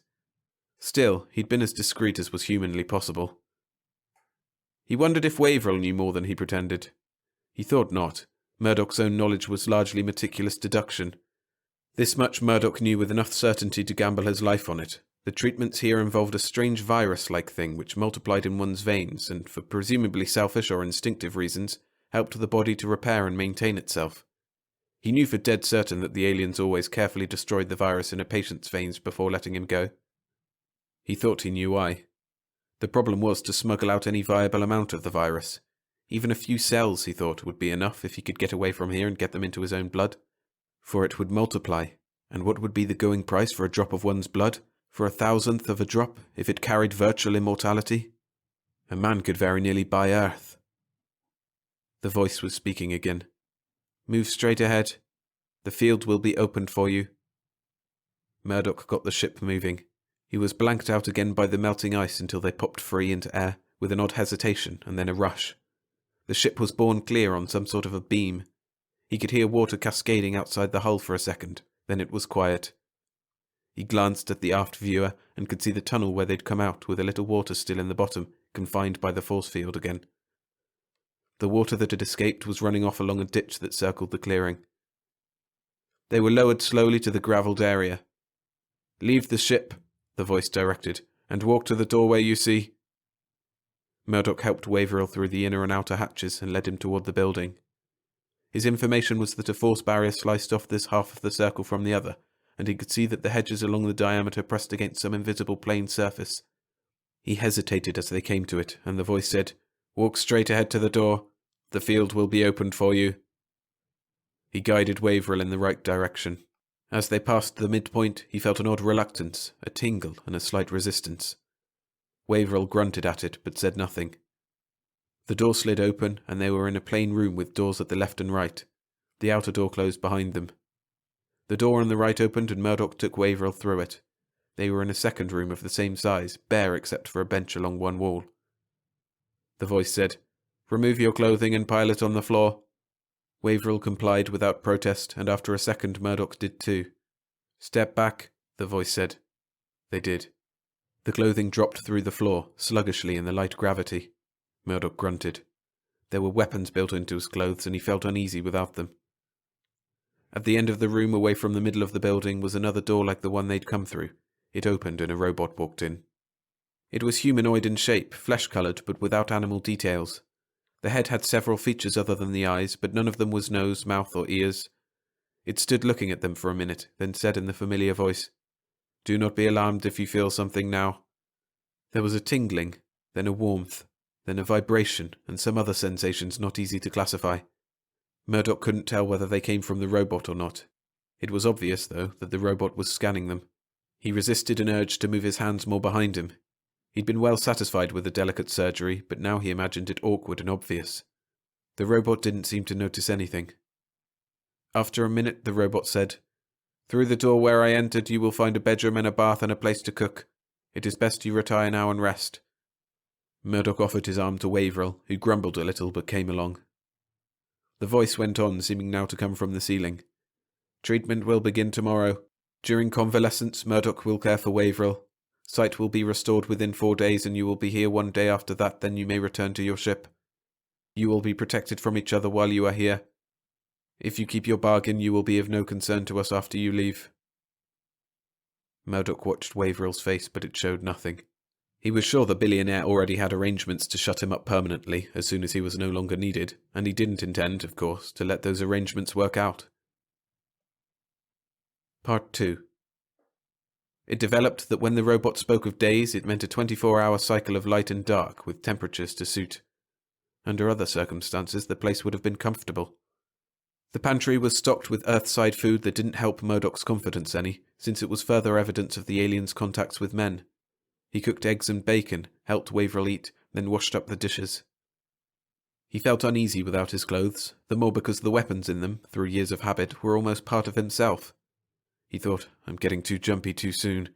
My nerves have to last a long time yet." While he was putting the dishes to drain, the robot walked into the room and watched him for a moment. Then it said to Waverill, "Keep your hand on my shoulder and walk behind me." It reached for Waverill's right hand and placed it on his own right shoulder, revealing in the process that its arm was double-jointed. Then it simply walked through the wall. The blind man, without flinching and perhaps without being aware, passed through the seemingly firm substance. When they were gone, Murdoch went quickly to the wall and passed his hands over it. Solid. The voice came from the ceiling. "You cannot penetrate the walls except when told to. Any place you can reach in this half of the grounds is open to you. The half where your ship is will remain cut off. You may amuse yourself as you wish so long as you do not willfully damage anything. We have gone to great effort to make this place comfortable for Terrans. Do not impair it for those who may come later." Murdoch smiled inwardly. He'd known the walls would be solid, he'd only wanted to check the aliens' watchfulness. Now he knew that there was more to it than just the robot, and that the voice was standard wherever it came from. Not that the information helped any. He walked back to the middle of the building and went through the door across the lobby. In that half of the building were a library, a gymnasium, and what was evidently a solar system museum. There was nothing new to him in the museum. Though there were useful tables and data in the library, he was too tense to study. The gymnasium he'd use later. He went outside, walking gingerly on the gravel. The rear of the building was a featureless semicircle, the lawns and hedges unvaried. He took deep breaths of the air perfumed by flowers. He jumped at a sudden buzz near his elbow. A bee circled up from a blossom and headed for the top of the building to disappear over the edge. Murdoch considered jumping for a hold and hauling himself up to the top of the building to see if there were hives there, but decided not to risk the alien's displeasure. He realized now that he'd been hearing the bees all the time without recognizing it, and was annoyed at himself for not being more alert. He paid more attention now and saw that there were other insects too, ants and a variety of beetles. There were no birds, mammals or reptiles that he could see. He parted the hedge and leaned close to the clear wall, shading the surface with his hands to see into the ice. There were a few rocks in sight. He found one neatly sliced in two by the force field, or whatever it was, showing a trail of striations in the ice above it where it had slowly settled. On Ganymede, the rate of sink of a cool rock would be very slow in the ice. Far back in the dimness he could see a few vague objects that might have been large rocks or ships. There were some other things with vaguely suggestive shapes like long eroded artifacts. Nothing that couldn't have been the normal fall-in from space. He went to the front of the building again and stood for a while, looking at the gravelled other half of the place. He couldn't see any insects there, and not a blade of grass. He approached the barrier and leaned against it to see how it felt. It was rigid, but didn't feel glass-hard. Rather, it had a very slight surface softness, so he could press a fingernail in a fraction of a millimetre. He remembered that on Earth bees would blunder into a glass pane, and looked around to see if they hit the barrier. They didn't. An inch or so from it, they turned in the air and avoided it. Neither could he see any insects crawling on the invisible surface. He pressed his face closer and noticed again the odd reluctance he'd felt when crossing on the way in. At ground level, a dark line not more than 1/4 of an inch thick marked where the barrier split the soil. Gravel heaped up against it on both sides. He looked again toward the ship. If things went according to plan, the ship's proximity alarm would go off sometime within the next 2 days. He didn't think the aliens would let him go to the ship, but he expected the diversion to help him check out something he'd heard about the barrier. He flexed his thumbs, feeling the small lumps implanted in the web of flesh between thumb and finger on each hand. He'd practiced getting the tiny instruments in and out until he could do it without thinking. But now the whole project seemed ridiculously optimistic. He felt annoyed at himself again. It's the aliens, he thought, that are getting my nerves. I've pulled plenty of jobs as intricate as this without fretting this way. He began another circuit around the building and was at the rear when the voice said almost at his shoulder, "Murdoch, Waverill wants you." His employer lay on his cot, looking drowsy. He scowled at Murdoch's footsteps. "Where you been? I want a drink." Murdoch involuntarily glanced round. "Will they let you have it, sir?" The voice came from the ceiling this time. 1 ounce of 100-proof liquor every 4 hours. "Is there any here?" "Tell us where to find it and we will get it from your ship." Murdoch told them where the ship's supply of beverages was stowed and headed for the front of the building. The robot was already in the lobby. It allowed him to follow outside but said, "Stand back from the barrier." Murdoch leaned against the building, trying not to show his eagerness. This was an unexpected break. He watched the ground level as the robot passed through the barrier. The dark line in the ground didn't change. The gravel stayed in place on both sides. Neither did the plants to the sides move. Evidently the barrier only opened at one spot to let things through. The robot had no trouble with the hatches and came out quickly with a bottle in one hand. Murdoch worried again whether it had discovered that the ship's alarm was set. If so, it didn't say anything as it drew near. It handed Murdoch the bottle and disappeared into the building. After a few moments, Murdoch followed. He found Waverill asleep, but at his footsteps the older man stirred. "Murdoch, where's that drink?"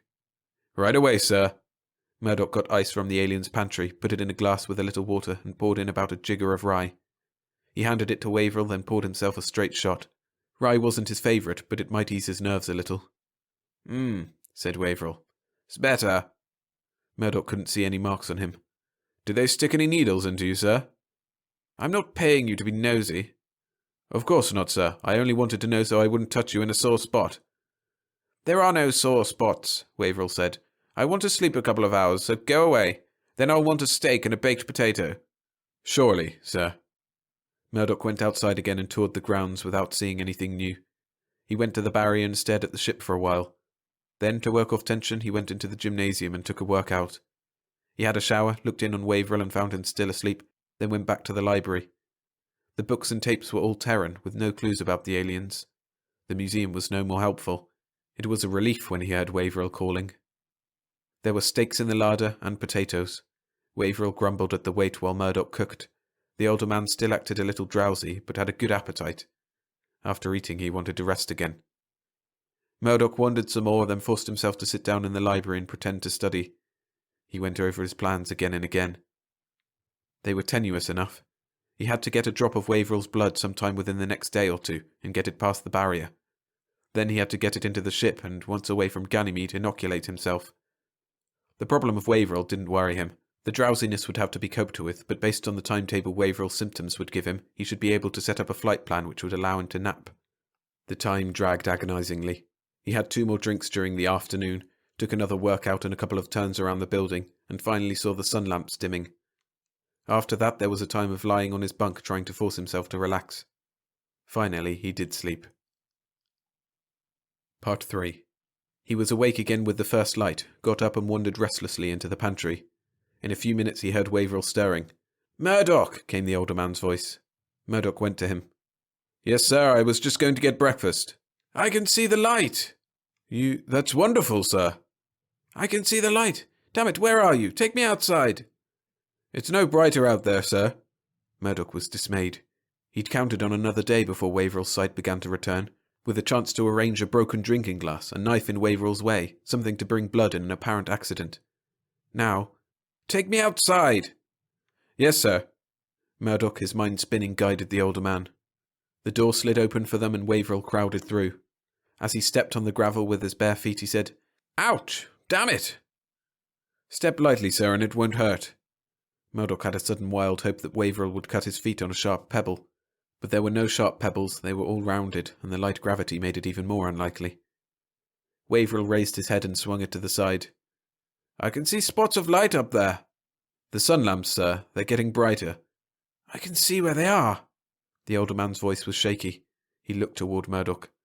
"I can't see you, though." "It'll come back gradually, sir. Why don't you have breakfast now?" Waverill told him what to do with breakfast. "I want to stay out here. How bright is it now? Is it like full daylight yet?" "No, sir. It'll be a while yet. You'll be able to feel it on your skin." Murdoch was clammy with the fear that the other's sight would improve too fast. He looked around for some sharp corner, some twig he could maneuver the man into. He didn't see anything. "What's that sweet smell?" Waverill wanted to know. "Flowers, sir. There's a blossoming hedge around the walkways."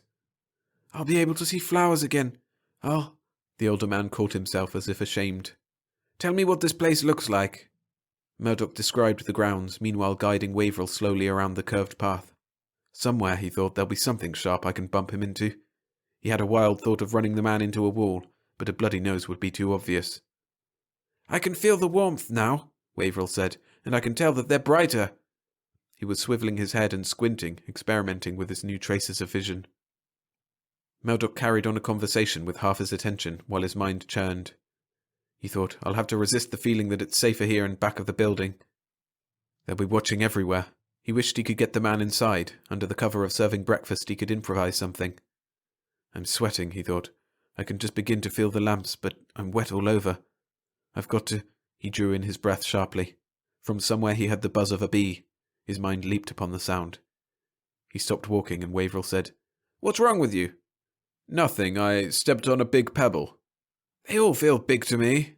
Damned outrage taking away a man's..." Waverill's voice trailed off as he started experimenting with his eyes again. There were more bees now, and presently Murdoch saw one loop over the edge of the building and search along the hedge. The first of them, he thought. There'll be more. He looked along the hedge. Most of the blossoms hadn't really closed for the night, though the petals were drawn together. He walked as slowly as he dared. The buzzing moved tantalizingly closer, and then away. A second buzz added itself. He heard the insect move past them, then caught it in the corner of his eye. Waverill stopped. "Is that a bee? Here?"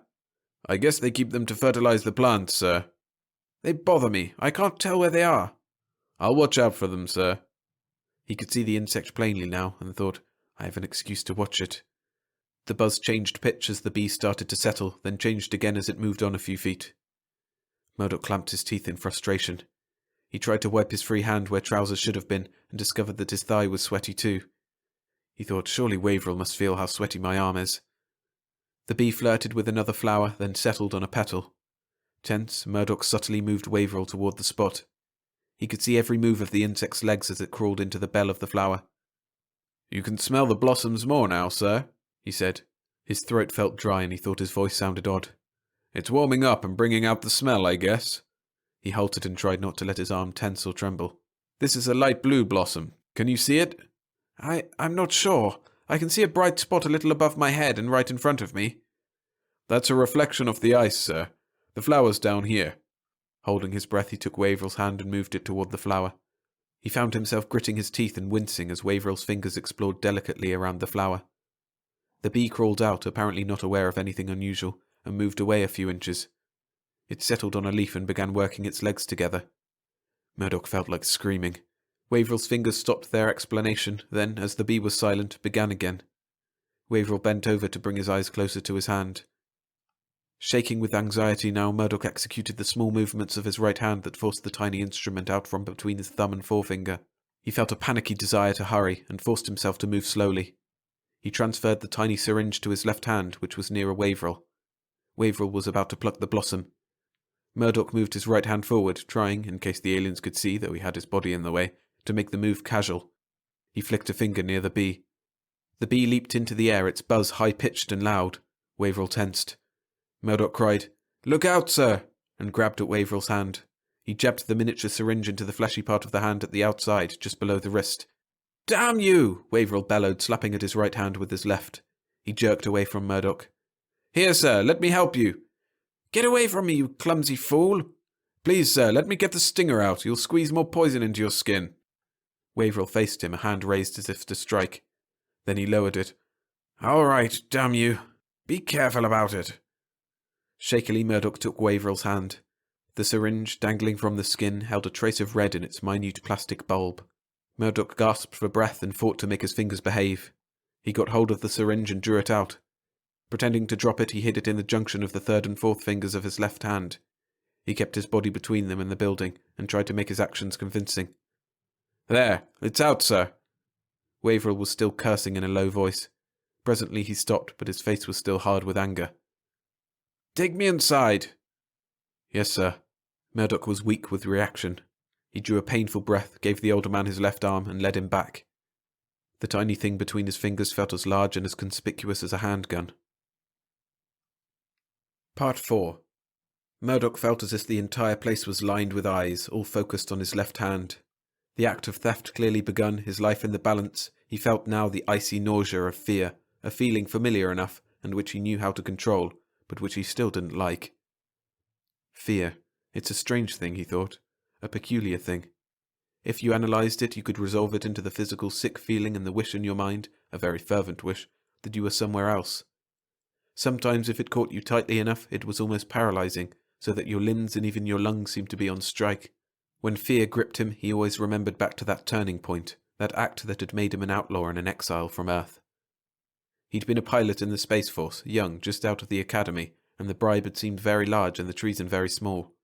It seemed incredibly naive now that he should not have understood that a double cross was necessarily a part of the arrangement. It was in escaping at all, against odds beyond calculating, that he had learned that he thought faster and deeper than other men, and that he had guts. Having guts turned out to be a different thing than he had imagined. It didn't mean that you stood grinning and calm while others went mad with fear.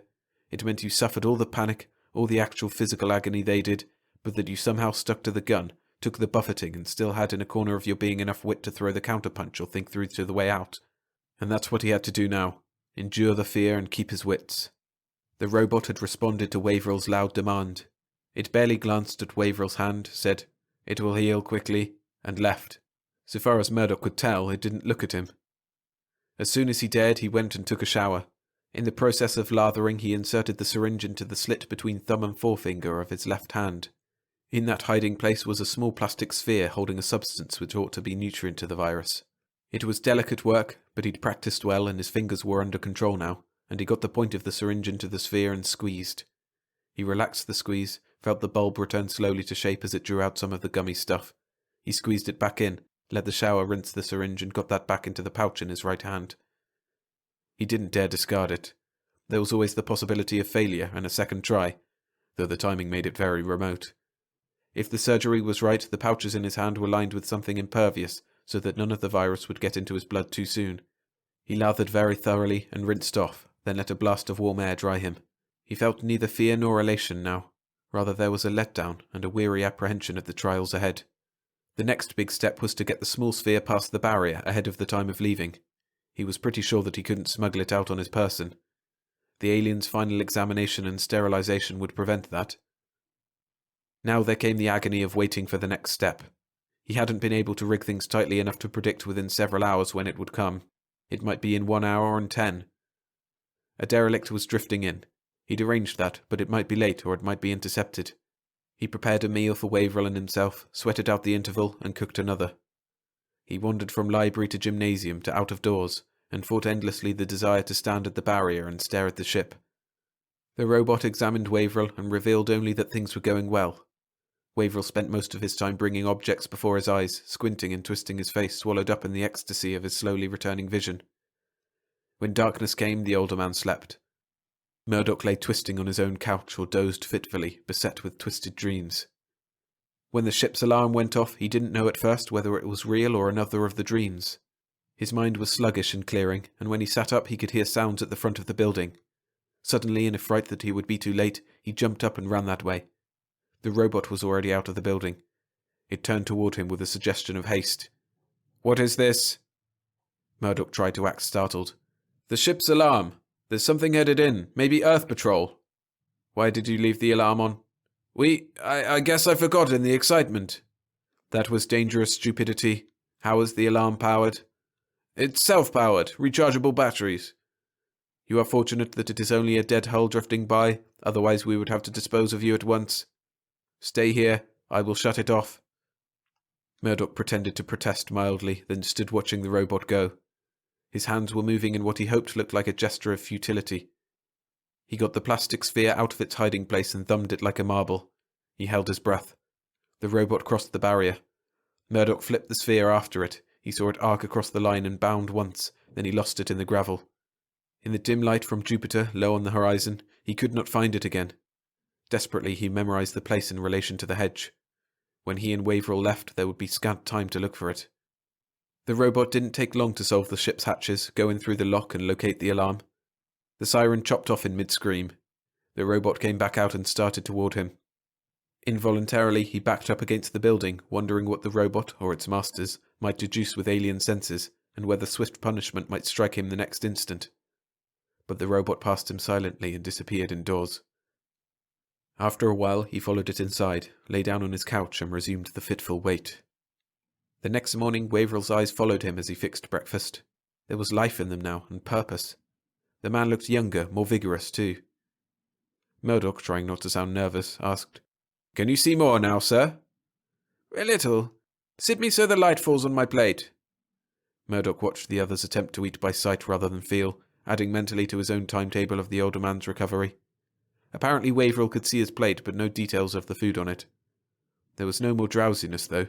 The movements were deft, except that they didn't yet correlate with the eyes. The eyes seemed to have a little trouble matching up too, sometimes. No doubt it would take a while to restore the reflexes lost over the years. Waverell walked the grounds alone in mid-morning.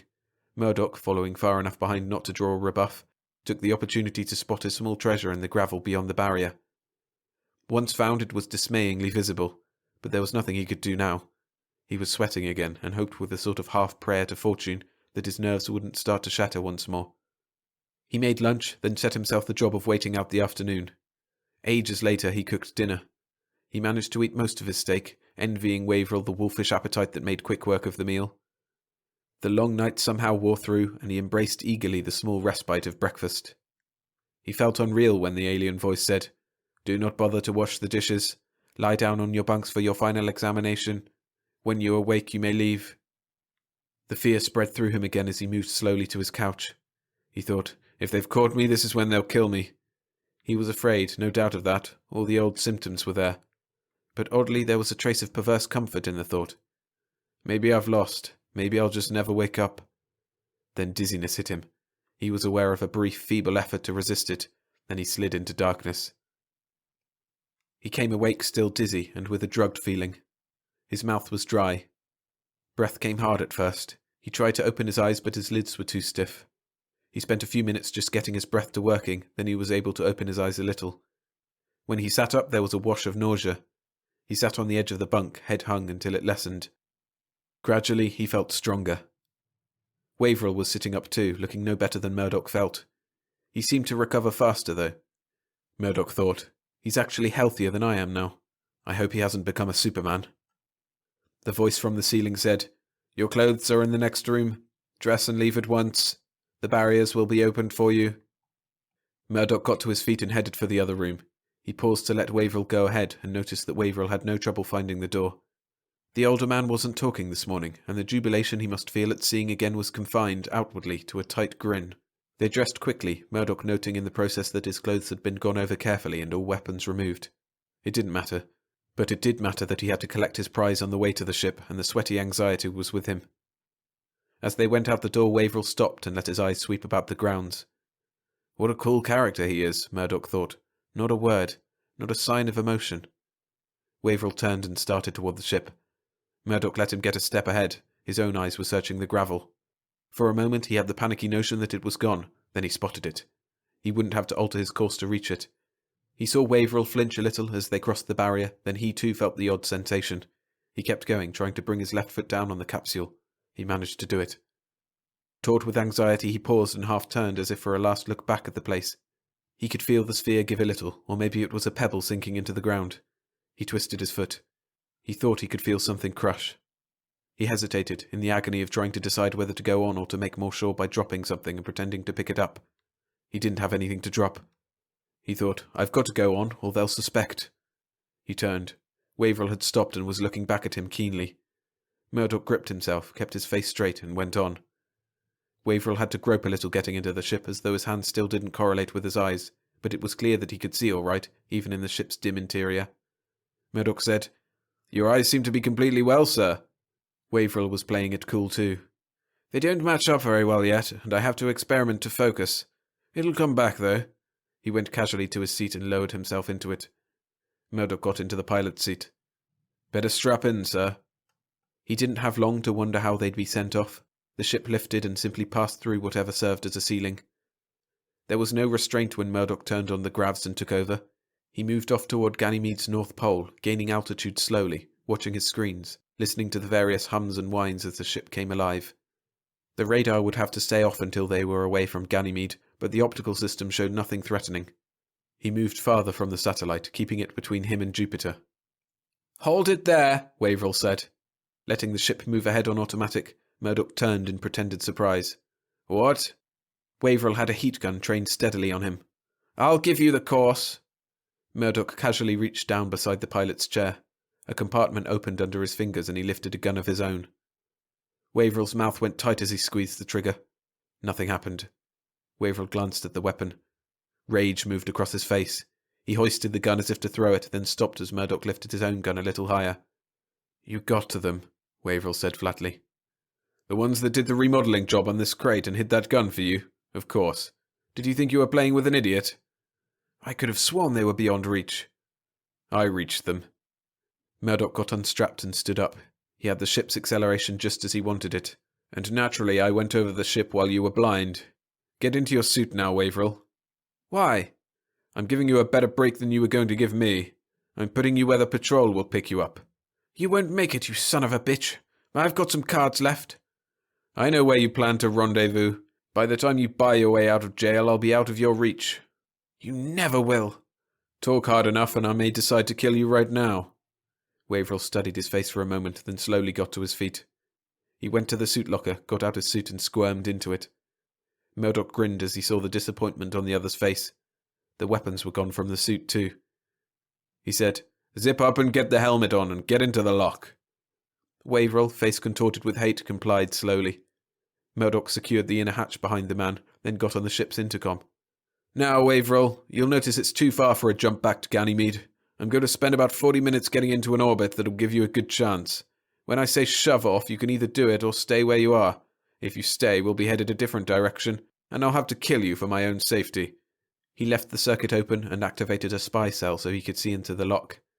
Waverill was leaning against the inner hatch, conserving what heat he could. Part 5. Murdoch set up a quick flight program, waited a minute to get farther from Ganymede and the aliens, then turned on a radar search and set the alarm. He unzipped his left shoe, got it off and stood staring at it for a moment, almost afraid to turn it over. Then he turned it slowly. There was a sticky spot on the sole. The muscles around his middle got so taut they ached. He hurried to the ship's med cabinet, chose a certain package of bandages and tore it open with unsteady fingers. There was a small vial hidden there. He unstoppered it and poured the contents onto the shoe sole. He let it soak while he checked the pilot panel, then hurried back. With a probe he mulled the liquid around on the shoe sole and waited a minute longer. Then he scraped all he could back into the vial and looked at it. There were a few bits of shoe sole in it, but none big enough to worry him. He got out a hypodermic and drew some of the fluid into it. The needle plugged. He swore, ejected a little to clear it, and drew in some more. When he had his left sleeve pushed up, he looked at the vein in the bend of his elbow for a little while, then he took a deep breath and plunged the needle in. He hit it the first time.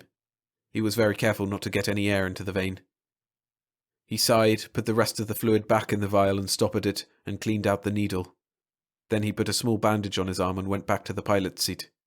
He felt tired now that it was done. The scan showed nothing dangerous. Waverill hadn't moved. Murdoch opened his mouth to speak to him, then decided not to. He flexed his arm and found it barely sore, then went over his flight program again. He made a small adjustment. The acceleration was just over 1G, and it made him a little dizzy. He wondered if he could risk a drink. It hadn't hurt Waverill. He went to the small sink and cabinet that served as a galley, poured out a stiff shot into a glass and mixed it with condensed milk. He took it back to the pilot's seat, not bothering with the free-fall cap, and drank it slowly. It was nearly time to unload Waverill. He checked course again, then thumbed the mic. "All right, Waverill, get going. You should be picked up within 9 or 10 hours.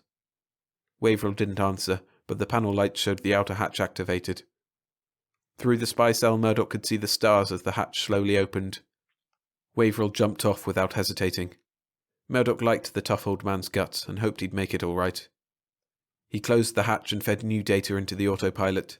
He sagged into the seat as the ship strained into a new course, then it eased off to a steady forward acceleration. He was ready to loop around another of Jupiter's moons, then around the giant planet itself, on a course that should defy pursuit unless it were previously known. He flexed his arm. It was a little sorer now. He wondered when the drowsiness would hit him. He didn't want to trust the autopilot until he was safely past Jupiter. If a meteor or a derelict got in the way, it might take human wits to set up a new course safely. He had all the radar units on now. The conic sweep forward showed the great bulge of Jupiter at one side, no blips in space. The 3 plan position screens, revolving through cross-sections of the sphere of space around him, winked and faded with blips, but none near the centre. He thought, "I've made it. I've gotten away with it, and I ought to feel excited." Instead, he was only tired.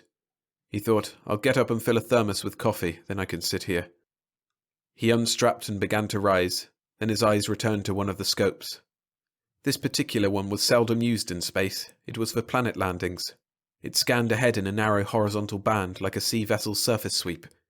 He'd planned only to use it as he transited Jupiter, to cut his course in near to the atmosphere, and it was only habit that had made him glance at it. The bright green line showed no peaks, but at the middle, and for a little way to each side, it was very slightly uneven. He thought, it's just something in the system, out of adjustment. He looked at the forward sweep. There were no blips dead ahead. He moved the adjustments of the horizontal sweep, blurred the line, then brought it back to sharpness. Except in the middle. The blurriness there remained. He opened a panel and punched automatic cross-checks, got a report that the instrument was in perfect order. He looked at the scope again. The blurred length had grown to either side. Clammy sweat began to form on his skin. He punched at the computers, set up a program that would curve the ship off its path, punched for safety verification, and activated the autopilot. He heard the drive's whine move higher, but felt no answering lateral acceleration. He punched for 3G deceleration, working frantically to get strapped in. The drive shrieked, but there was no tug at his body. The blurred part of the green line was spreading. He realized he was pressing against the side of his seat. That meant the ship was finally swerving, but he'd erased that program, and now, abruptly, deceleration hit him. He sagged forward against his straps, gasping for air. He heard a new whine as his seat automatically began to turn, pulling in the straps on one side as it maneuvered to face him away from the deceleration. He was crushed sideways for a while, then the seat locked and he pressed hard against the back of it. This he could take, though he judged it was 5 or 6 Gs. He laboured for breath. The deceleration cut off and he was in freefall. His screens and scopes were dark. The drive no longer whined. He thought, something's got me. Something that can hide from radar and control a ship from a distance like a fish on the end of a spear.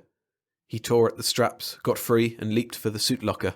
He dressed in frantic haste, cycled the airlock, and found himself on the surface of a planet. He had been returned to Ganymede. Panicked, he fled. Then abruptly, where nothing had been, there was something solid in his path. He turned his face to avoid the impact and tried to get his arms in front of him. He crashed into something that did not yield. His arm slid around something, and without opening his eyes he knew the robot had him. He tried to fight, but his strength was pitiful. He relaxed and tried to think. In his suit helmet radio the voice of the robot said, "We will put you to sleep now." He thought frantically to break loose. His mind screamed, "No! If you go to sleep now, you'll never—" He was wrong. His first waking sensation was delicious comfort. He felt good all over. He came a little more awake, and his spaceman's mind began to reason. There's light gravity, and I'm supported by the armpits. No acceleration. I'm breathing something heavier than air, but it feels good in my lungs and tastes good. His eyelids unlocked themselves, and the shock of seeing was like a knife in his middle. He was buried in the ice, looking out at the place where he and Waverell had stayed. He was far into the ice, and could see only distortedly. Between him and the open were various things, rocks, eroded artifacts. At the edge of his vision on the right was a vaguely animal shape. Terror made him struggle to turn his head. He couldn't. He was encased in something just tight enough to hold him. His nose and mouth were free, and a draft of the cloying atmosphere moved past them so that he could breathe. There was enough space before his eyes for him to see the stuff swirling like a heavy fog. He thought, I'm being fed by what I breathe. I don't feel hungry. In horror, he forced the stuff out of his lungs. It was hard to exhale. He resisted taking any back in, but eventually he had to give up and then he fought to get it in. He tried to cry out, but the sound was a muffled nothing. He yielded to panic and struggled for a while without accomplishing anything, except that he found that his casing did yield very slowly if he applied pressure long enough. That brought a little sanity, and he relaxed again until the exhaustion wore off. There was movement in the vague shape at his right, and he felt a compulsion to see it more plainly. Even after it was in his vision, horrified fascination kept him straining until his head was turned toward it. It was alive, obscenely alive, a caricature of parts of a man. There was no proper skin, but an ugly translucent membrane covered it. The whole was encased as Murdoch himself must be, and from the casing several pipes stretched back into the dark ice. The legs were entirely gone, and only stubs of arms remained, sufficient for the thing to hang from in its casing. Bloated lungs pulsed slowly, breathing in and out a misty something like what Murdoch breathed. The stomach was shrunken to a small repugnant sac, hanging at the bottom with what might be things evolved from liver and kidneys. Blood moved from the lungs through the loathsome mess, pumped by an overgrown heart that protruded from between the lungs. A little blood circulated up to what had once been the head. The skull was gone. The nose and mouth were one round hole where the nutrient vapour puffed in and out. The brain showed, horrible and shrunk through the membrane. A pair of lidless idiot eyes stared unmovingly in Murdoch's direction. The whole jawless head was the size of Murdoch's 2 fists doubled up, if he could judge the size through the distortion of the ice. Sick but unable to vomit, Murdoch forced his eyes away from the thing. Now the alien spoke to him from somewhere. Pretty, isn't he, Murdoch? He makes a good bank for the virus. You were right, you know it does offer great longevity, but it has its own ideas of what a host should be. Murdoch produced a garbled sound, and the alien spoke again. Your words are indistinct, but perhaps you are asking how long it took him to become this way. He was one of our first visitors, the very first who tried to steal from us. His plan was not as clever as your own, which we found diverting, though of course you had no chance against our science, which is beyond your understanding. And in answer to his moan, they said, Do not be unphilosophical, Murdoch. You will find many thoughts to occupy your time. I'll go mad, he thought. That's the way out. But he doubted that even the escape of madness would be allowed.